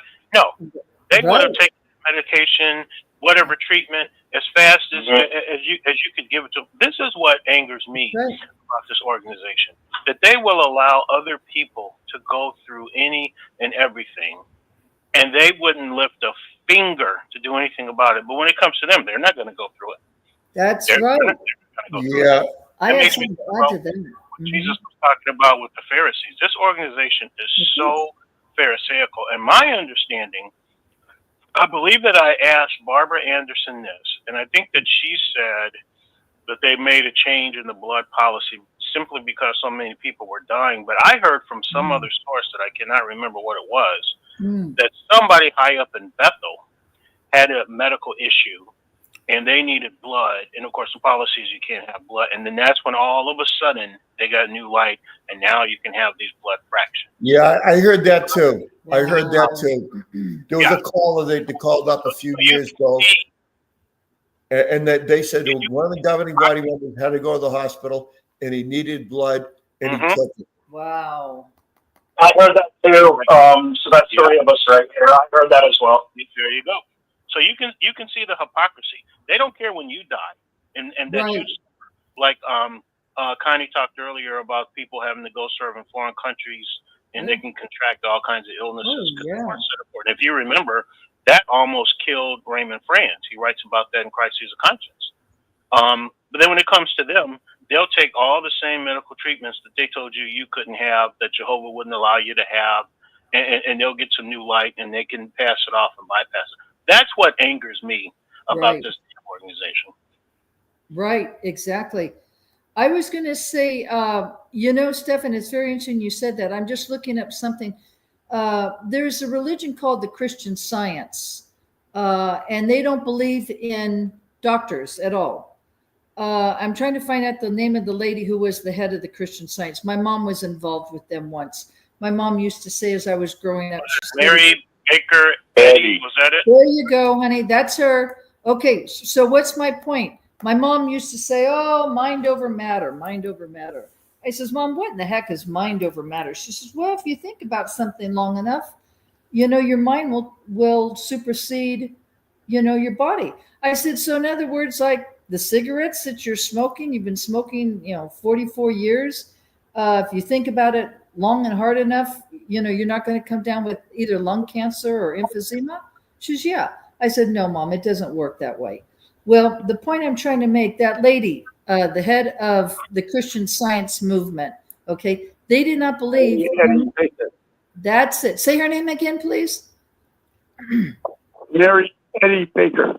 Mary Eddy Baker. Okay, she taught all of her members, do not go to doctors. I guess she believed they were evil. Okay, well, if you do some research on her, when she got sick in her ailing years, guess what? She went to doctors. Yes, she did. So Watchtower is no different. It's just like Eric said, what a horrible death that would be for someone who's a hemophiliac. But, the governing body members, they don't care because, they're not compassionate. They really don't care about you. They just want to use you and abuse you and get your money and your collections and your donations. They really don't care. If, like Marianne, my next door neighbor in California was an ICU nurse. She said, Connie, when I was a young nurse back in New York, it was a young man. She gave the testimony here on the show. He was like in his 30s and he was married and he needed a blood transfusion. I don't remember what it was for, but it was something pretty minor. It wasn't really major. And the doctors had said to his wife, ma'am, your husband only needs a little bit of blood. He doesn't need a lot. But the situation is that if he doesn't get it, he will die. And oh, no, we're Jehovah's Witnesses. We don't take blood.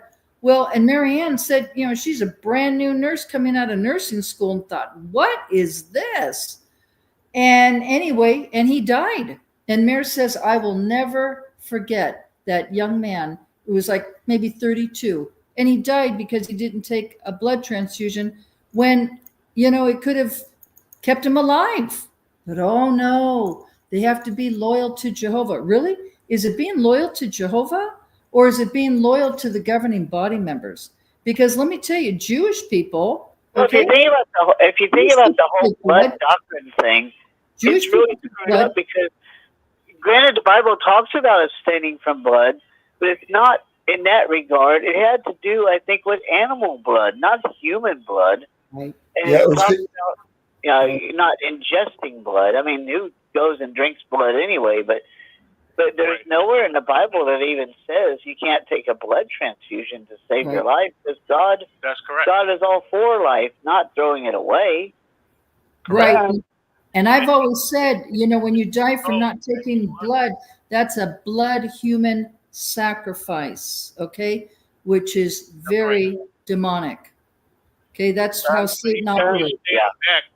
Even if you stand back and you look at the Bible, there are clear events in the scriptures which show that it is okay, even if you ate something that was completely unbled. It was not a sin. That is in the scriptures. There were individuals, I remember the one case, they were fighting in a war. They were so famished, they literally felt like they were going to die. And they hurry up and grab something, and they ate it, and it wasn't completely bled. It was not counted to them as a sin. And even Jesus talked about doing things on the Sabbath when life was involved. So even it's an unscriptural principle, no matter how you look at it. It's so foolish that people allow themselves to die in this organization. And I want to ask a question. Sure. And the question is, my understanding, and I've heard this from two sources, but I'm not saying this, I'm asking the question. My understanding is that blood transfusions today, at least in this country, we'll just talk about the U.S., are no longer whole blood. Does anybody know if that's the case or not? They're no longer what? Whole blood. Cross and find out. They're no longer whole blood. Whole blood.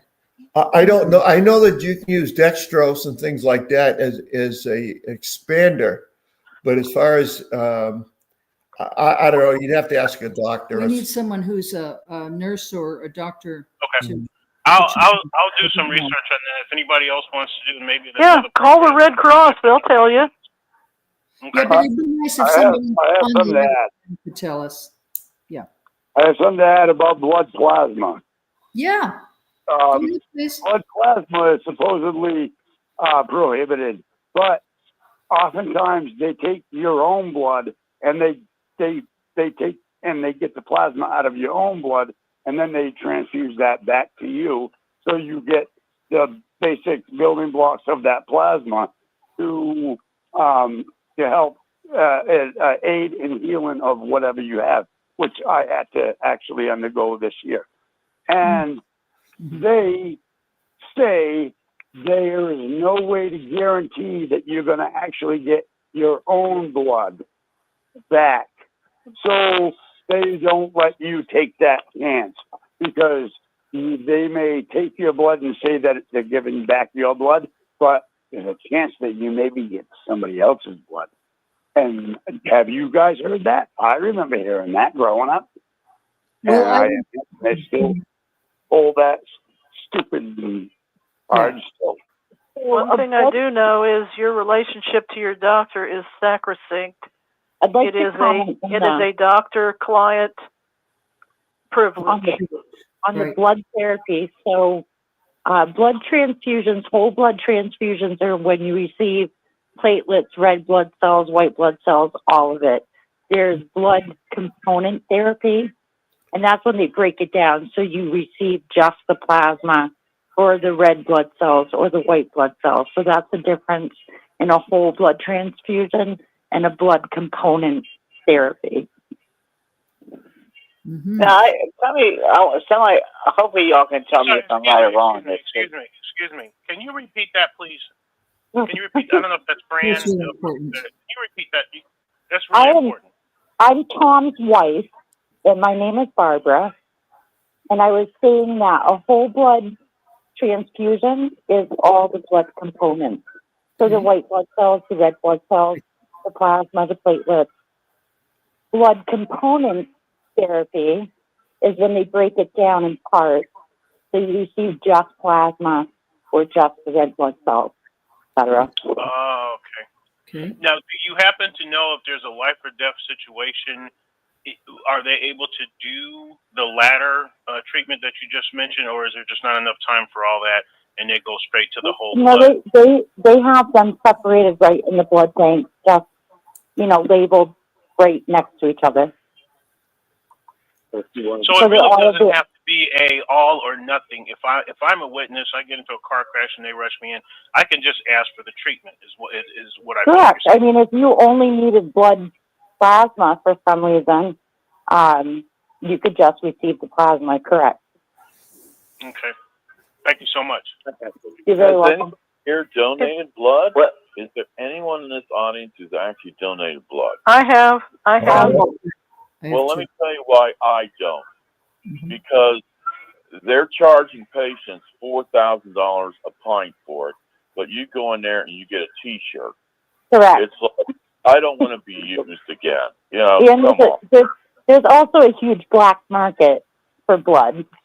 So not all of it goes to hospitals or is donated in times of aid they and waste crisis. the blood. Trust me. If it's going out of date, I've worked around the bank, and I saw him with a guy who was dying of, I guess, stomach cancer or something, and he was bleeding up and vomiting up so much blood. It looked like Jello on the floor, by the way. And so they were just pumping it in him. And I asked someone, well, this guy, you should have just let him die. Yeah, they knew that, but some of this blood's going out of date, so we got to use it up, you know. So it's like, this is the kind of stuff you find out firsthand. It's just a money mill. Yeah. Just like Watchtower. And I have no respect for the medical. Unless I have something going on, I have no respect for most of the medical community. It saved my life this year. It saved my life. I'm glad it saved your life. I haven't It really did. my life being saved So, yet. guess what? I will pay as much as it takes because I'm alive and I'm happy to be alive in 2025. Well, So I might not have lived if I was not allowed to have that blood. Doctor, some traumatic happens. I worked in a nursing room for 15 years. Yeah, I know. You need that care. I'm just saying, I witnessed so much. It's like what's happening in the government now, the waste of money. They would put medical equipment in your room that was never used, but charge it to your insurance company. That was constantly happening. They're doing the same thing by getting rid of out-of-date blood. All this type of stuff is going on. That happens in every profession. If you take your vehicle in for inspection, they're gonna make you buy new brakes and new tires, whether you need them or not. You're gonna buy them, and you're gonna have them, and you're gonna be safer. I want to mention what it's like to go through a hospital experience with the elders. The liaison committee? My mother had years of additional life because I had her power of attorney. And I went in and those elders were around her bed like gangsters. And the elder that I especially liked as a friend, he pushed it in my face, this paper and this pen. And I said, don't push that in my face. I went to the nurse's station. I had the power of attorney. I said, I want a meeting with the anesthesiologist or someone on the team right now. The gentleman came from the team. I shook his hand. I said, she may not need blood. If she doesn't need it, don't give it to her, but I'm not going to tell you how to do your job. And when I went back to the room, she was smiling and happy. She got through surgery and had years of additional life, and those elders had fled. Yeah. Yeah. What is between you and your doctor is between you and your doctor and that team. It is not a third party of elders that never took high school biology. That's the end of my rant. Well, you know, Pixie, I really appreciate your comment on that because what happens is that they get in there. I don't know if they still do, but I'd like to hear this part. But I just want to make this comment. The liaison committee would come on and they would basically put so much pressure for, the person who needs the blood not to take the blood. And, thank goodness you were your mother's. I asked for a meeting. A meeting with your doctor. Right. Right. Hey, Dick and Constance. That is the law. Yeah, Rick. I think. What we're gonna do here? We're running into the news here quite a bit. We're gonna give you about 5 more minutes, and we're gonna wrap it up and go to the news. Okay? Thank you, Rick. Thank you. Thank you, honey. Just on the subject of blood transfusion, we gotta cut it. We gotta cut it short. There was a doctor that worked. It was a brother, and he worked at Bethel. And he told the governing body, your position's wrong on this blood thing. This is shut up. We're doing it. So they did it. I would just like to thank everybody that called in tonight. We're cutting into JW News. I would just like to put out the telephone number one more time, and it's the Watchtower. It's 845-560-6432. Ask if Brother Stephen Lett is going to come on the Connie and Dick show next Saturday night, right around 10 o'clock. Thank you, everybody, and God bless. Okay, Yeah. Rick, it's all yours. Thank you. Thank you, everybody. Well, thank you, Dick and Constance, and good program. A lot of people coming in here tonight, so it's been very, very good. Good job. We want to thank everyone that came in tonight and spoke up and talked to Dick and Constance, and we appreciate Dick and Constance filling in for Barbara Anderson tonight. Well, stay with us. We've got more to come here on the 6 screens. We got 2 more programs coming up. We've got the JW World News coming up next. And, of course, that's the news the Watchtower doesn't want us talking about. We're going to tell you all about Barbara Anderson and the death of her husband this week. I'll let you be aware of what's going on there. Well, we got some things to talk about concerning the convention. And also, we've got to talk about tonight about what's going on in Scandinavia. The Watchtower has a pilot program. So we're looking. I want you to hear what they have to say. You guys are going to be really rocked, let me tell you. So stay with us. And, of course, Eric, he's a former Jehovah's Witness. You heard him on the program tonight. He'll be coming on tonight, somewhere around probably 10:30 tonight, a little later than normal, Eric. So hang in there with us. All right, so we're going to cut loose from this program. We want to thank, again, everyone for coming in, and we'll end the stream right here.